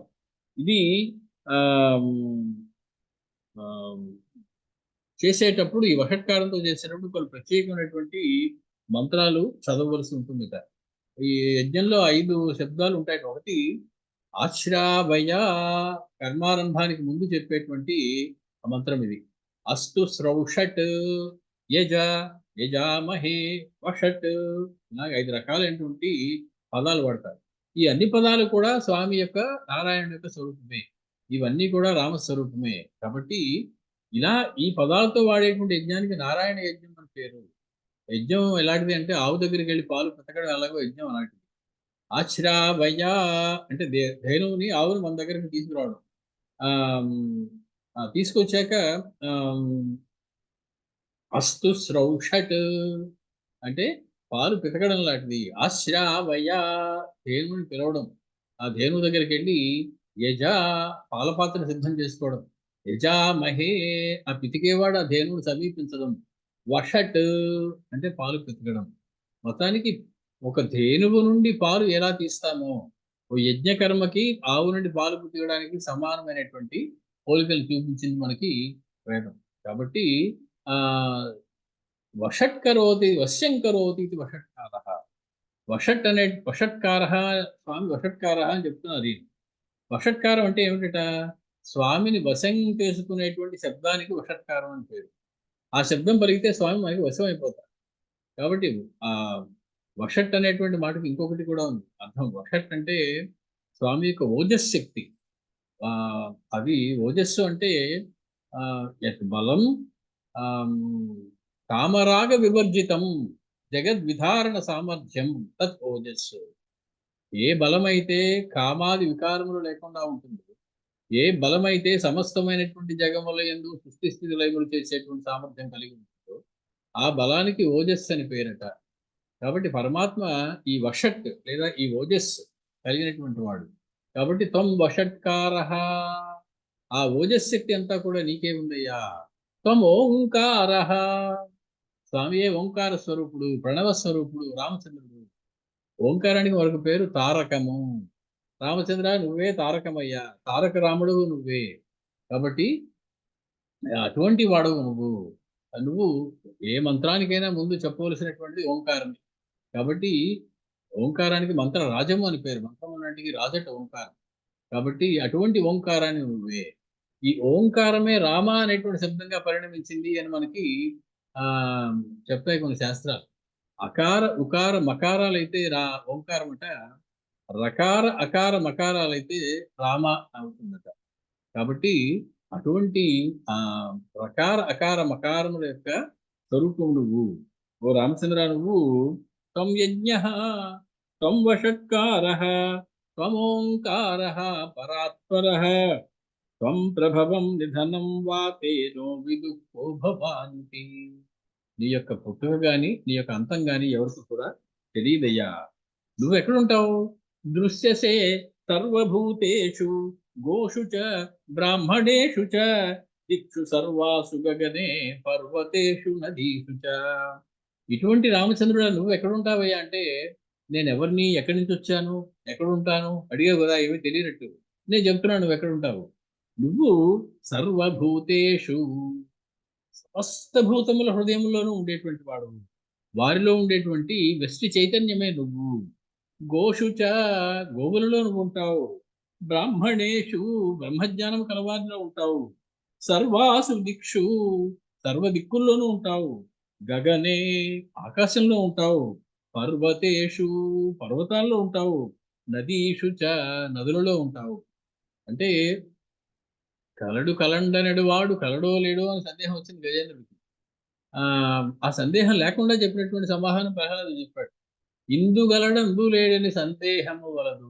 ఇప్పుడు ఆయన చెప్పిన లిస్ట్ అంతా సమస్త భూతముల్లోనూ, గోవుల్లోనూ, బ్రాహ్మణుల్లోనూ, సమస్త దిక్కుల్లోనూ, ఆకాశంలోనూ, పర్వతాల్లోనూ, నదుల్లోనూ.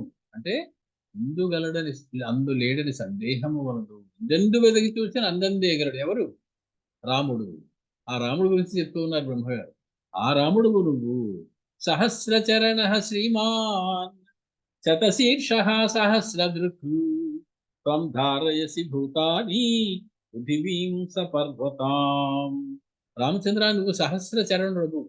అంటే నీకు 1000 కాళ్ళు ఉన్నాయ్యా. అంటే అనంతమైనటువంటి గమన శక్తి ఉన్నది నీకు.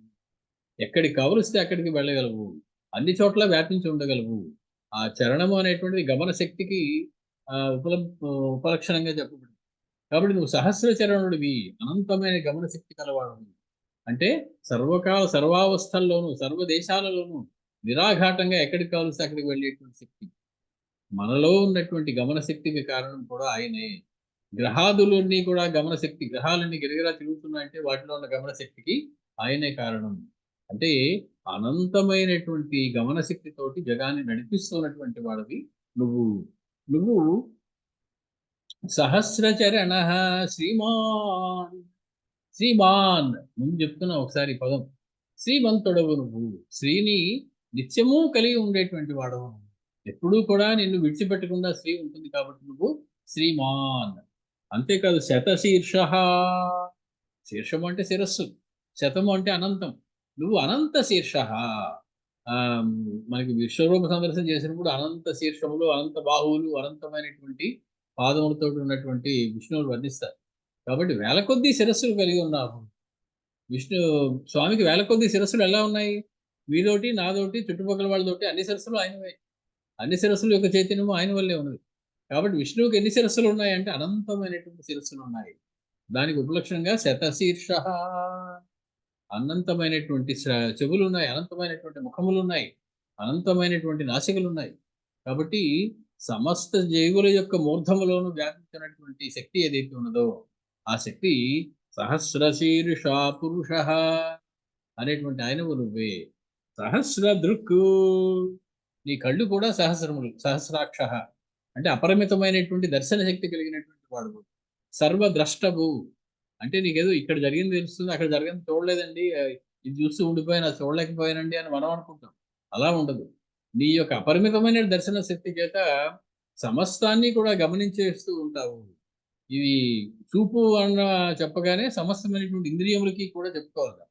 కాబట్టి సమస్తమైనటువంటి ఇంద్రియ శక్తులకి కూడా, సర్వేంద్రియాలకి ఉన్నటువంటి అనంత శక్తులకి కూడా కారణమైనటువంటి వాడు నువ్వు. త్వం ధారయసి భూతాని.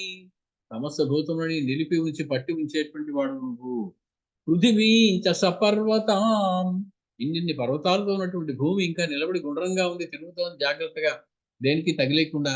అంటే దానికి కారణమైనటువంటి వాడు నువ్వు. అంతే పృథివ్యా సలిలే దృశ్యసే త్వం మహోరగః. రామచంద్ర, ఈ సృష్టి యొక్క భూమి యొక్క అంతంలో నీళ్లలో నువ్వు ఒక ముల్లోకాలలోను గంధర్వులు, దేవతలు, దానవుల్ని కూడా ధరించేటువంటి ఒక మహాసర్పము నువ్వు. ఆదిశేషుడవు నువ్వు, మహాసర్పంలా ఉండేటువంటి వాడు. అంతే పృథివ్యా సలిలే దృశ్యసే త్వం మహోరగః. త్రీన్ లోకాన్ ధారయన్ రామ దేవ గంధర్వ దానవాన్. దేవతలు, గంధర్వులు, దానవులు, యక్షులు, కిన్నరులు, కింపురుషులు, సమస్త జాతులు వాళ్ళు ఉండేటువంటి ముల్లోకాలని కూడా ధరించి ఉంచి నువ్వు ఈ భూమి చివరన ఉండేటువంటి నీళ్లలో ఉండేటువంటి మహోరగము. ఉరగము అంటే ఉరసా గచ్చతి ఇది ఉరగ. అది దానికి వక్షస్థలం మీద కదులుతుంది, పాకుతుంది, కాళ్ళతో నడిచేది కాదు. కాబట్టి దానికి ఉరగం అని పేరు. కాబట్టి నువ్వు మహోరగ, గొప్ప సర్పానివి. అంటే సర్పం అనేటువంటిది ఇక్కడ మనలో ఉన్నటువంటి ఆ ప్రాణశక్తి కదిలేటువంటి కుండలిని అనుకుంటే కనుక అందులో ఉన్నటువంటి ప్రాణశక్తి. నేనే మహా గొప్ప పాముని అని చెప్పుకున్నారు భగవద్గీతలో స్వామి. సర్పాణామస్మి వాసుకి. సర్పములలోకెల్లా వాసుకి అనేటువంటి సర్పం నా యొక్క అవతారమే అని చెప్పారు కృష్ణస్వామి. కాబట్టి గొప్ప సర్పం అంటే మహోరగం. ఒక వాసుకి లాంటి ఒక పెద్ద సర్పం, లేదా ఆదిశేషువులాంటి సమస్తాన్ని ధరించి ఉంచినటువంటి ఆదిశేషువులాంటి, అది కూడా నీ యొక్క స్వరూపమే. అహంతే హృదయం రామ. ఇంకా తన గురించి చెప్పుకుంటున్నారు. రామచంద్ర ఎన్ని కబుర్లు చెప్తున్నాడు నువ్వెవరయ్యా అని అనుమానంగా నాకేసి చూడకు. అహంతే హృదయం రామ. నేను నీ యొక్క హృదయాన్ని. అంటే నీ మనస్సులో ఏం ఆలోచిస్తున్నావో అది చెప్పడానికి వచ్చినటువంటి వాడిని నేను. నీ హృదయ స్వరూపం నేను, లేకపోతే నీ గురించి ఎలా చెప్పగలను నేను? నేను నీ హృదయాన్ని. జిహ్వాదేవి సరస్వతి. నీ నోటి నుంచి వచ్చినటువంటి ప్రతి మాట కూడా సరస్వతి స్వరూపము. అంటే అందంగా అంత చక్కగా మాట్లాడతాను. కాబట్టి నేను నీ హృదయాన్ని. నా భార్య సరస్వతి నీ యొక్క నాలిక. దేవా రోమాణి గాత్రేషు బ్రహ్మణా నిర్మిత ప్రభు. దేవతలందరూ కూడా నీ సమస్త శరీరమందు ఉన్నటువంటి రోమములుగా బ్రహ్మ అయినటువంటి నా చేత నిర్మింపబడ్డారు. కాబట్టి నీ శరీరంలోని ప్రతి రోమము కూడా పవిత్రమైనది, దేవతా స్వరూపమే. నేను నీ హృదయాన్ని, సరస్వతీదేవి నీ నాలుక, నీ సమస్త అవయవంలో ఉన్నటువంటి చిన్న చిన్న రోమములన్నీ కూడా దేవతా స్వరూపములే. నిమేషస్తే స్మృత రాత్రి ఉన్మేషో దివసస్తదా సంస్కారాస్త్వభవన్ వేదాః నైతదస్తి త్వయా వినా. రామచంద్ర, నీ యొక్క రెప్పపాటు నువ్వు ఒక్కసారి కళ్ళు మూస్తే అది రాత్రి, నువ్వు కళ్ళు తెరిస్తే అది పగలు. అంటే పరమాత్మ యొక్క విభూతి ఎలా ఉంటుంది అంటే, ఆయన నిమిషోన్మేషములు, కళ్ళు తెరిచి కళ్ళు మూయడం బట్టే ఈ భూమి ప్రళయంతో ఉందా, మామూలుగా ఉందా, రాత్రి అయిందా, చీకటి పగలైందా అనేది తెలుస్తుందట. అందుకే కృష్ణస్వామి ఒకసారి తల్లిని అడిగట పాలిమని, ఇప్పుడు ఏమిట్రా పాలు, రాత్రి అయ్యాక ఇస్తానులే, ఇంకా ఇప్పుడే కదా అంది. ఆయన కళ్ళు మూసుకున్నారు. అమ్మ రాత్రి అయిపోయింది, పాలు ఇవ్వగాను. ఆయన కళ్ళు మూసుకుంటే రాత్రిలో అయింది, ఆయనకి రాత్రి అవి ఉండొచ్చు. మనం కళ్ళు మూసుకుంటే రాత్రి మనకు అవుతుంది. కానీ పరమాత్మ కళ్ళు మూసుకుంటే సమస్త సృష్టికి రాత్రి అవుతుంది. అది ఆ గొప్పదనం. అది చెప్పదలుచుకున్నారు కృష్ణస్వామి యశోదమ్మతో. కాబట్టి ఈయన చెబుతూ ఉన్నారు, నిమేషస్తే స్మృతా రాత్రి, నీ కన్ను మూతయే రాత్రి, ఉన్మేష దివసస్తథా, నువ్వు కళ్ళు తెరవడమే పగలంటే. సంస్కారాస్త్వభవన్ వేదాః, కాబట్టి విధి నిషేధములైనటువంటి నీ యొక్క ధర్మములు ఏవైతే ఉన్నాయో, నీ పలుకులు ఏవైతే ఉన్నాయో అవే వేదములు అయ్యాయ్యా. త్వయా వినా ఏతత్ నాస్తి, నువ్వు లేకపోతే ఈ సృష్టి లేదు, ఈ వేదము లేదు, ఈ యజ్ఞము లేదు, ఈ మానవులు లేరు, ఏ భూతము, ఏ జంతువు లేదు, ఏ గ్రహములు లేవు. కాబట్టి నీ వలనే ఇదంతా వచ్చింది.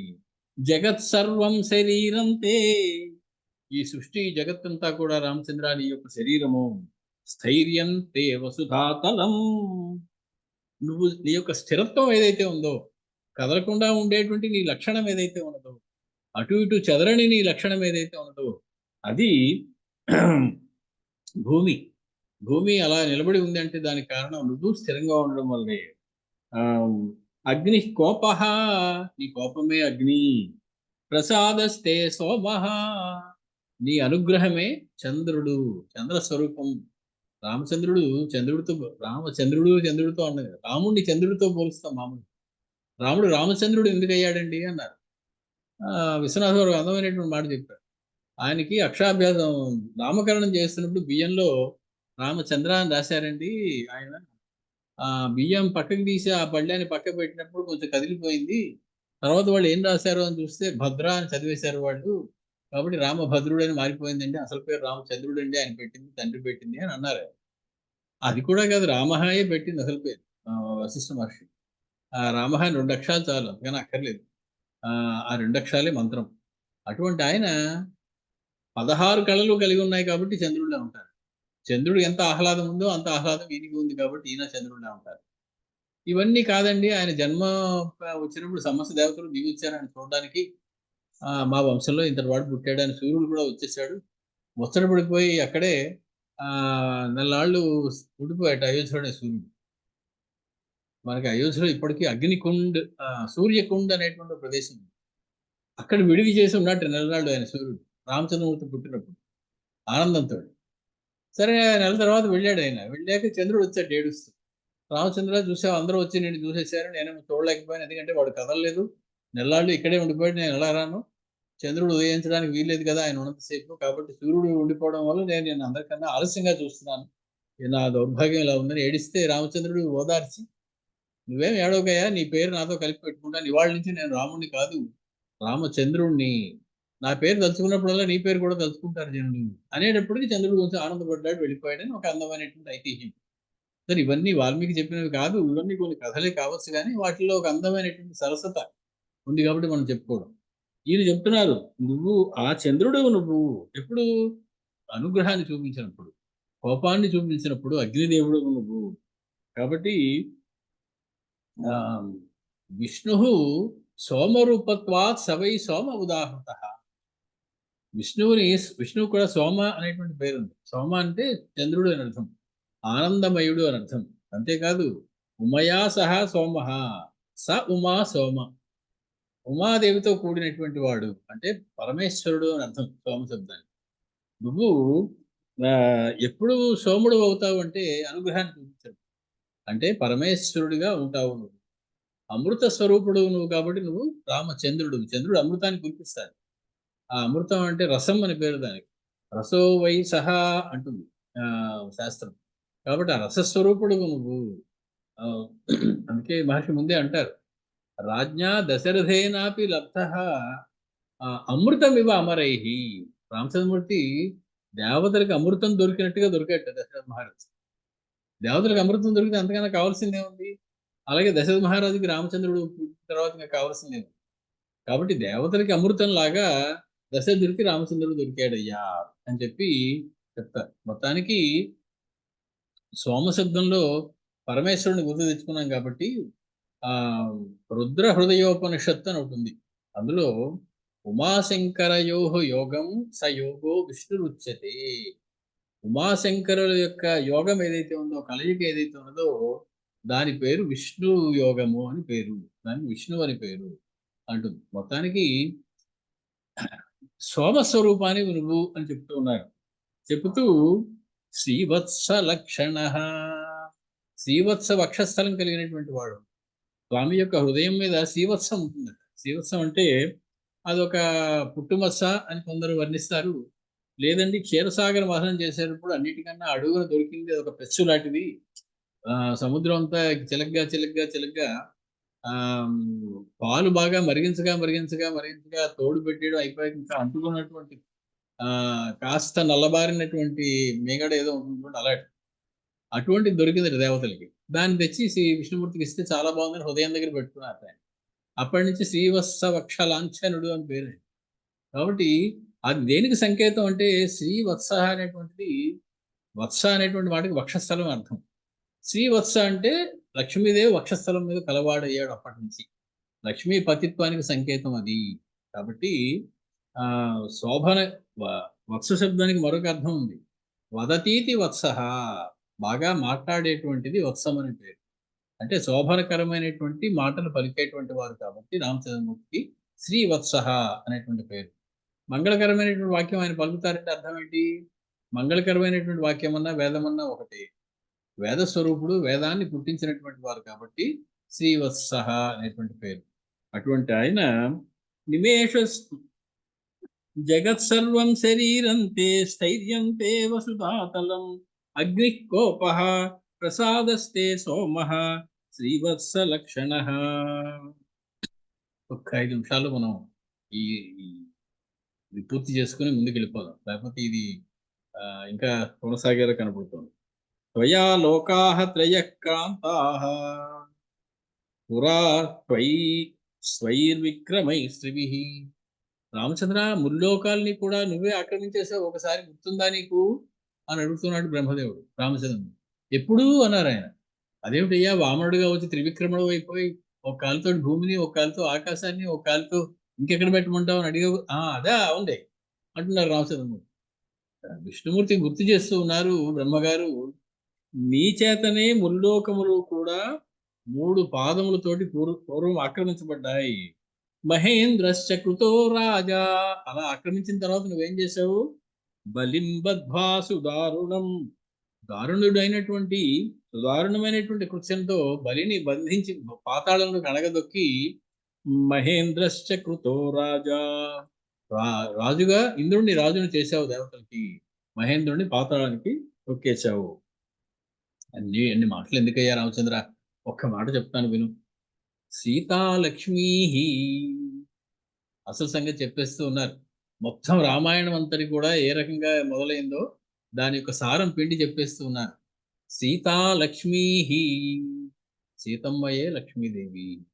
భవాన్ విష్ణురేవా, విష్ణుడు నువ్వే, ఏమీ సందేహం లేదు. సీతమ్మ లక్ష్మి, నువ్వు విష్ణుడవు. కృష్ణ ప్రజాపతి, నువ్వే విష్ణుడు. విష్ణు అనే మాటకి అర్థం ఏంటి? యజ్ఞో వై విష్ణు, విష్ణు అంటే యజ్ఞం అనేటువంటి అర్థం ఒకటి చెప్పాం.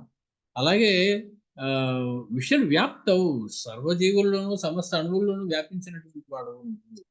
కాబట్టి అటువంటి వాడవు నువ్వు, ప్రతి అణువులోనూ ఉన్నటువంటి వాడవు నువ్వు. జగత్ నిర్వహణ చేసేటువంటి కర్మను చేసేటువంటి వాడు నువ్వు. కాబట్టి అటువంటి విష్ణువు నువ్వు. సీతా లక్ష్మీ భవాన్ విష్ణు కృష్ణ ప్రజాపతి. నువ్వే కృష్ణుడవు, నువ్వే ప్రజాపతివి. ప్రజాపతి అంటే ప్రజల్ని పుట్టించేటువంటి వాడు. బ్రహ్మదేవుడు సృష్టిని చేసిన తర్వాత ప్రజలు లేరు. అప్పుడు తన నుంచే ఒకరిని సృష్టించి వాళ్ళని అనేక విధాలుగా విభజించి ప్రజాపతులు అన్నారు. వాళ్ళు ప్రజలను వృద్ధి చేయడంలో సహాయపడ్డారు. అనేక మంది ప్రజలను పుట్టించారు. ఇంతమంది జనం తయారయ్యేలాగా చేశారు వాళ్ళు. కాబట్టి ప్రజాపతి. ప్రజాపతి అనేటువంటి మాటకు ప్రజలకి పతి. అంటే పాలించేటువంటి ప్రాణశక్తి స్వరూపాన్ని నువ్వు. జనులు మామూలు జనులతో పాటు ప్రకృష్టమైన జనులైనటువంటి వాళ్ళు ఉంటారు. జ్ఞానులు, యోగులు, యో ముముక్షువులు, ముక్తులు, వీళ్ళందరూ ఉంటారు. వీళ్ళందరికీ కూడా పాలించేటువంటి వాడు నువ్వు. ప్రజలందరినీ, రకరకాల ప్రజలు, వాళ్ళందరినీ పాలించేటువంటి వాడు నువ్వు. ప్రజాయతే ఇతి ప్రజాః. పుట్టిన వారికి అందరికీ కూడా కన్న తండ్రివి నువ్వు. రామచంద్ర. సీతా లక్ష్మీ భవాన్ విష్ణు కృష్ణ ప్రజాపతి వధార్థం రావణస్యేహ ప్రవిష్టో మానుషీం తను. అసలు నువ్వు ఎందుకు వచ్చావో చెప్పనా? వధార్థం రావణస్య. రావణుని సంహరించడం కోసం మనుషు వేషం వేసుకొచ్చా. మర్చిపోయావన్నీ చెప్తున్నారు బ్రహ్మగారు. నేను ఎవరిని, ఎక్కడి నుంచి వచ్చాను, నీకు తెలిస్తే నాకు చెప్పు అని అడిగారు ఆయన. ఉన్నది ఉన్నట్టు చెప్పేస్తున్నారు ఆయన. సీతా లక్ష్మి భవాన్ విష్ణు కృష్ణ ప్రజాపతి వధార్థం రావణస్య ఇహ త్వం ప్రవిష్ట మానుషీం తను. లేకపోతే నీకు శరీరం ఏమిటయ్యా? మానుష శరీరాన్ని ధరించడం ఏమిటి నువ్వు? రావణను సంహరం కోసం వచ్చావు నువ్వు. తదిదం నస్త్వయా కార్యం కృతం ధర్మభృతాం వర నిహతో రావణో రామా ప్రకృష్టో దివమక్రమా. ధర్మములన్నింటినీ నిలబెట్టడంలో శ్రేష్ఠుడు అనేటువంటి ఓ రామచంద్ర, నువ్వు రాక్షస సంహారం చేసి, రావణ సంహారం చేసి మా పని పూర్తి చేసి పెట్టావు. మేము అడిగాం, బాబు బాబు మమ్మల్ని ఎలా అయినా రావణాసుడి బారి నుంచి కాపాడు. నువ్వు నేను సరే వస్తాను, ఎలా చంపాలి వాడిని, ఏం చేయమంటారు అని అడిగారు. అడిగితే మేమే చెప్పాం, అయ్యా నరులు వానరులకి చేత వాడు రక్షింపబడకుండా వరం వచ్చింది కాబట్టి నువ్వు మానవ రూపంలో వెళ్ళి వధించు అని మేము అన్నాం. మా మాట నిలబెట్టి మా మాటని ఆలకించి నువ్వు చక్కగా మానుష వేషంలో వచ్చి పని పూర్తి చేసి పెట్టావు. కాబట్టి నువ్వు ఓ పని చెయ్యి, వచ్చిన పని అయిపోయింది కాబట్టి వచ్చేయి, ఇంకెక్కడి నుంచి స్వర్గానికి వెళ్ళిపోదాం పద. నువ్వు అక్కడ లేకుండా ఉండలేకపోతూ ఉన్నావు, మాతో నువ్వు వచ్చేసేయవలసింది అని అడిగేశారు బ్రహ్మగారు. కానీ వచ్చే ముందు రామచంద్రమూర్తి ఏం ప్రతిజ్ఞ చేశారు? 10 వర్ష సహస్రాణి 10 వర్ష శతాని చ. 11,000 సంవత్సరాలు భూమిని నేను పాలిస్తాను మానవ రూపంలో వచ్చి అన్నారు. అది మర్చిపోయారు బ్రహ్మగారు. నువ్వు వచ్చిన పని అయిపోయింది కదా, రావణాసుని సంహరించేసావు కదా, నువ్వు వచ్చేయచ్చు కదా ఇంకా అని అడిగారు. అని ఇంకో మాట కూడా అంటున్నారు, అమోఘం దేవ వీర్యంతే. రామచంద్ర, నువ్వు ఈ మానుష రూపంలో వచ్చి చూపించినటువంటి ఆ పరాక్రమం ఏదైతే ఉందో, ఆహాహా, అది అమోఘం. అంటే వ్యర్థము కానిది, విఫలము కానిది. నతే మోఘా పరాక్రమాః. నీ పరాక్రములు ఏవి కూడా విఫలమయ్యేటువంటివి కాదు. అమోఘం దర్శనం రామా. రామా, నీ దర్శనమే అమోఘము. నీ దర్శనం అయితే దక్కని ఫలితము లేదు, చిక్కని లోకము లేదు. కాబట్టి నీ దర్శనమే అమోఘమైనది. అమోఘ స్తవ అమోఘ తవ సంస్తవ. ఇప్పుడు నేను చెప్పినటువంటి ఈ బ్రహ్మకృత రామస్తోత్రం ఏదైతే ఉందో రామచంద్ర, అది కూడా అమోఘ, వ్యర్థము కాంతి. నువ్వు అమోఘం, నీ వీర్యం అమోఘం, నీ పరాక్రమం అమోఘం, నీ స్తోత్రం అమోఘం. ఈ స్తోత్రం ఎవరికైనా కూడా సమస్త కోరికలను తీర్చేటువంటిది. అమోఘాస్తే భవిష్యంతి భక్తిమంతో నరా భువి ఏ త్వాం దేవం ధ్రువం భక్త్యా పురాణం పురుషోత్తమం ప్రాప్నువంతి సదా కామాన్ ఇహ లోకే పరత్ర చ.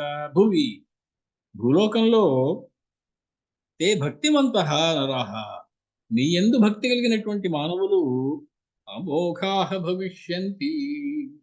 వాళ్ళందరూ అమోఘులైపోతారు, అంటే వ్యర్థము కాని వారు అయిపోతారు. వ్యర్థం అవడం అంటే ఏమిటి? జీవితానికి వ్యర్థం అయిపోవడం అంటే పురుషార్థములని 4టిని సంపాదించలేకపోవడమే వ్యర్థం. ఒకరి జీవితం వ్యర్థమైంది, ఒకరి జీవితంలో ప్రయోజకుడు అయ్యాడు అంటే లైఫ్ టైం అచీవ్మెంట్ వచ్చింది ఒకటికి అంటే అర్థం ఏమిటి? లైఫ్ ఎందుకు వచ్చింది? 4 పురుషార్థాలు సంపాదించడం కోసం. అందులో అర్ధ పురుషార్థం బాగా సంపాదించామండి, కామ పురుషార్థం బాగా సేవించామండి, ధర్మ మోక్షాలు మేము సంపాదించలేకపోయామంటే వాటికన్నా వ్యర్థమైనటువంటి బ్రతుకు ఇంకోటి లేదు. కాబట్టి నీ భక్తులందరూ కూడా అమోఘులవుతారు, వ్యర్థము కాని వారు అవుతారంటే వాళ్ళందరికీ 4 పురుషార్థములు చక్కగా దొరుకుతాయి. ధర్మ, అర్థ, కామ, మోక్షములు 4ంటిని కూడా వారు సంపాదిస్తారు. కాబట్టి ధ్రువం, అందులో ఏమీ అనుమానం లేదు. ధ్రువం పురాణం పురుషోత్తమం త్వాం భక్తాః ఇహ లోకే పరత్ర చ సదా కామాన్ ప్రాప్నువంతి. నిన్ను చేరిన వారు, నీకు నమస్కరించినటువంటి వారు ఈ లోకంలోనూ పరలోకంలోనూ కూడా, ఈ లోకంలో సమస్త సుఖాలు అనుభవించి పరలోకంలో పునరావృత్తి రహితమైనటువంటి మోక్షాన్ని కూడా పొందేటువంటి అవకాశం పొందుతారయ్యా. అది నిత్యుడమైనటువంటి వాడువు, ప్రాచీనుడైనటువంటి వాడువు, పురుషోత్తముడు అయినటువంటి వాడువు నిన్ను గనక సేవించినట్లయితే భక్తులు వారందరూ కూడా సమస్త పురుషార్థాలని పొందుతారు సుమా అని చెప్పి ఫలశ్రుతి చెప్తున్నారు. ఇంతవరకు శ్లోకం అయిపోయింది. అలా ఆఖరి 2 శ్లోకాలు కూడా ఫలశ్రుతి. నిన్ను సేవించిన వాళ్ళందరూ అమోఘులవుతారు, నీకు నమస్కరించినటువంటి వాళ్ళందరూ కూడా సమస్త కోరికలు తీరి మోక్షాన్ని పొందుతారు. ఇమం ఆర్షం స్తవం దివ్యం ఇతిహాసం పురాణం పురాతనం. ఇప్పుడు నేను చెప్పినటువంటి ఈ స్తోత్రం ఏదైతే ఉన్నదో రామచంద్ర, నా నోట వచ్చింది అంటే వేదంతో సమానం. బ్రహ్మ నోట్లోంచి వచ్చింది ఏమిటి? వేదమే. కాబట్టి బ్రహ్మ నోట్లోంచి ఈ స్తోత్రం వచ్చిందంటే ఇది వేద సమము. కాబట్టి మనం వేదం చదవలేము, వేదం చదవడం మనకి రాదు. రోజుకి ఒక్కసారి బ్రహ్మపతి రామస్తోత్రం చదువుకుంటే చాలు. వేదం మొత్తం పారాయణ చేసిన ఇమం ఆర్షం, ఆర్షం అంటే ఋషితుల్యమైనటువంటిది, ఋషుల చేత చెప్పబడినటువంటిది. స్తవం దివ్యం, దివ్యమైనటువంటి స్తోత్రం ఏదైతే ఉందో అది ఇతిహాసం పురాతనం. ఇది ఒక ఇతిహాసము. ఇతిహాసం అంటే హిస్టరీ. ఇతిహాసం ఈ రకంగా ఇక్కడ జరిగను అనడానికి ఇతిహాసం అని పేరు. కాబట్టి అదేదో కుక్కిడి పురాణమో చెప్పినటువంటి కథో కాదు, జరిగిన కథ. జరిగిన కథకి మరొక పేరు చరిత్ర. కాబట్టి ఇది ఇతిహాసము, ఇది నిజంగా జరిగినటువంటి వ్యవహారం. నువ్వు నన్ను అడగడం, నేను నీకు స్తోత్రంగా చెప్పడం, ఇది ఋషి సంబంధమైనటువంటిది, దివ్యమైనటువంటిది, పురాతనం, బాగా ప్రాచీనమైనటువంటిది. అటువంటి ఈ స్తవాన్ని ఏ నరాహ కీర్తయిష్యంతి, ఏ మానుషులైతే దాని స్తోత్రంగా రోజు చదువుకుంటారో, నాస్తి తేషాం పరాభవః, వారికి విఫలమవ్వడం లేదు, వారు అనుకున్న పని జరగకపోవడం లేదు, వారు సంపాదించినటువంటి వ్యవహారం లేదు, అన్ని పురుషార్థాలని సంపాదించి సమస్త సుఖముల్ని అనుభవించి మోక్షాన్ని పొందుతారు సుమా అని బ్రహ్మగారు రామచంద్రమూర్తితో చెప్పి 2 చేతులు జోడించి నమస్కరించి నిలబడ్డారు. సమస్తమైన దేవతలు చేతులు పెట్టి నిలబడ్డారు, పరమేశ్వరుడితో సహా. వింటున్నారు రామచంద్రమూర్తి అని చెప్పిందంతా. ఇటువంటి స్తోత్రం అయ్యా, ఇది అందమైన స్తోత్రం, దీని ఫలితం ఇది అని చెప్పారు. ఇత్యార్షే శ్రీమద్ రామాయణే ఆది కావ్యే వాల్మీకియే యుద్ధకాండే 17 సర్గః. 117వ సర్గ మనం ముగించుకున్న బ్రహ్మకృత రామ స్తోత్రం. ఆ తర్వాత రామచంద్రమూర్తికి ఏం కనపడింది అన్నది మనం చూడవలసి ఉంది. ఫళఫళ అగ్ని రగులుతోంది, సీతాదేవి అందులోకి వెళ్ళిపోయింది, కనపడడం మానేసింది. రామచంద్రమూర్తి వీళ్ళందరి మాటలు వింటూ ఉన్నారు. ఆ అగ్నిహోత్రం కలిసి అందరూ చూస్తూ ఉన్నారు, ఏమవుతుందో ఏమవుతుందో అని. దివ్య పురుషుడు తన తొడ మీద కూర్చోబెట్టుకున్న సీతామూర్తిని పైకి తీసుకొచ్చి, బాబోయ్ ఈవిడ వేడి నేను భరించలేను రామచంద్ర, సీతమ్మ అగ్ని స్వరూపము, నా వల్ల కాదు ఈవిడ యొక్క శక్తిని భరించడం, నువ్వే తీసేసుకొని ఆయన అని చెప్పి ఆయనకు అప్పగించేటువంటి మధుర సన్నివేశం మనం వచ్చే బుధవారం నాడు కలుసుకున్నప్పుడు మళ్ళీ మాట్లాడుతున్నాం. మంగళం కౌసలేంద్రాయ మహనీయ గుణాత్మనే చక్రవర్తి తనూజాయ సార్వభౌమాయ మంగళం. వేద వేదాంత వేద్యాయ మేఘశ్యామలమూర్తయే పుంసాం మోహన రూపాయ పుణ్యశ్లోకాయ మంగళం. స్వస్తి.